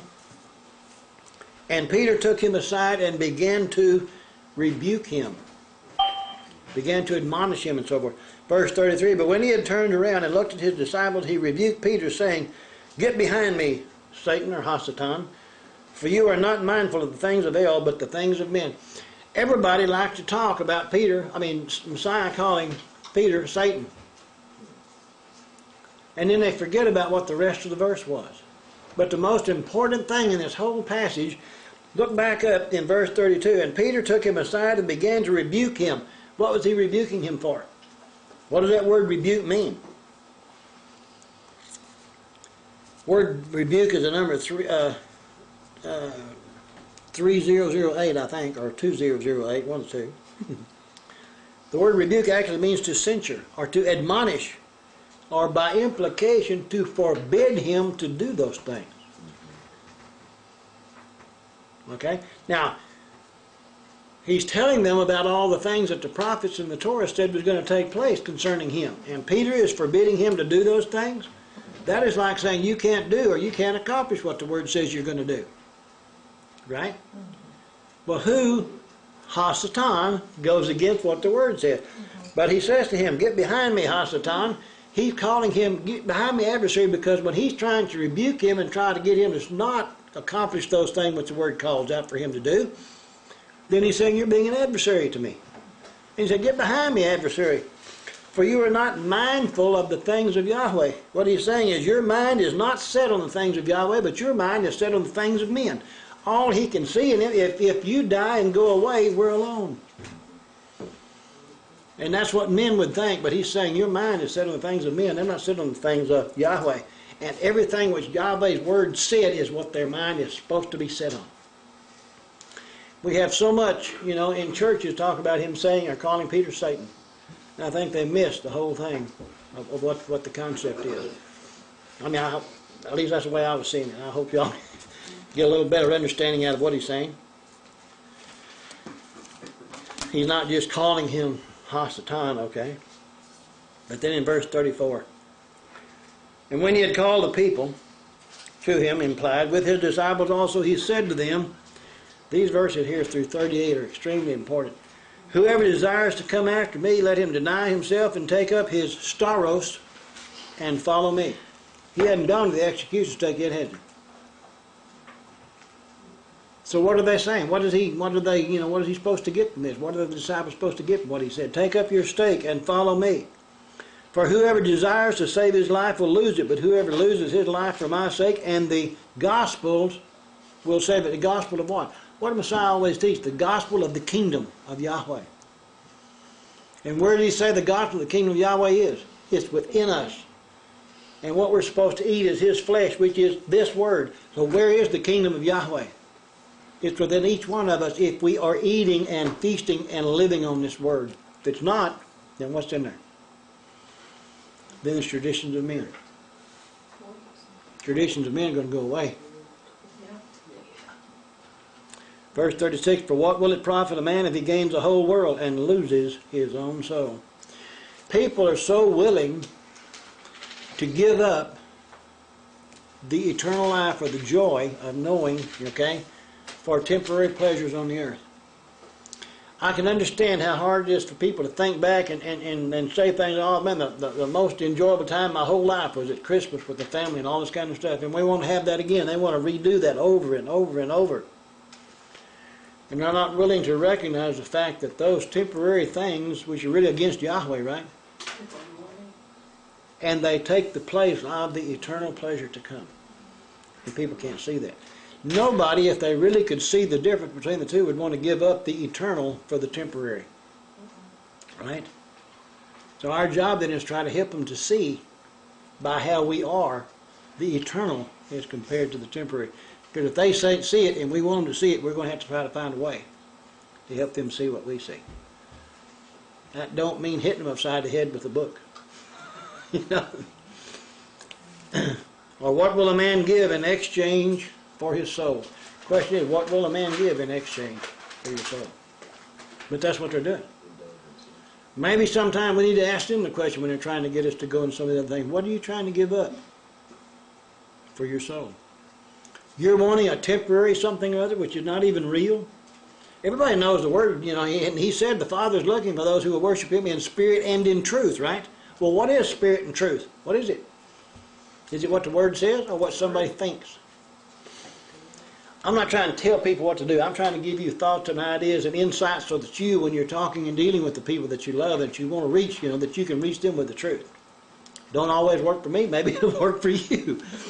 But we have to find, and together we can find something that will help us reach, because we all want our families to be there with us, don't we? But notice he says in verse 38, he asked a question in 37, what will a man give in exchange for his soul?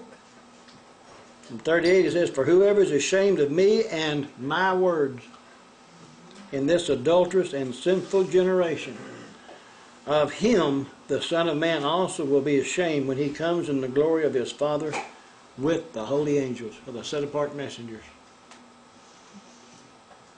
Who is he going to be ashamed of? Those who deny him. Whoever is ashamed of me and my words. And if he is the Word made flesh, and if the only words that come out of his mouth is the words that the Father sent, right? If we deny his words or the word of the Father concerning him, then we are what? We are ashamed of him. And people seek for some temporary pleasure, for something that right now, going into some, false tradition or doctrine of men, for some temporary something right now, and they're willing to give up the joy of eternal life with Him for that temporary pleasure. We're going to stop right there for today, and we'll pick up in Mark chapter 9 next time. And thank you for your patience. That concludes the readings for this day.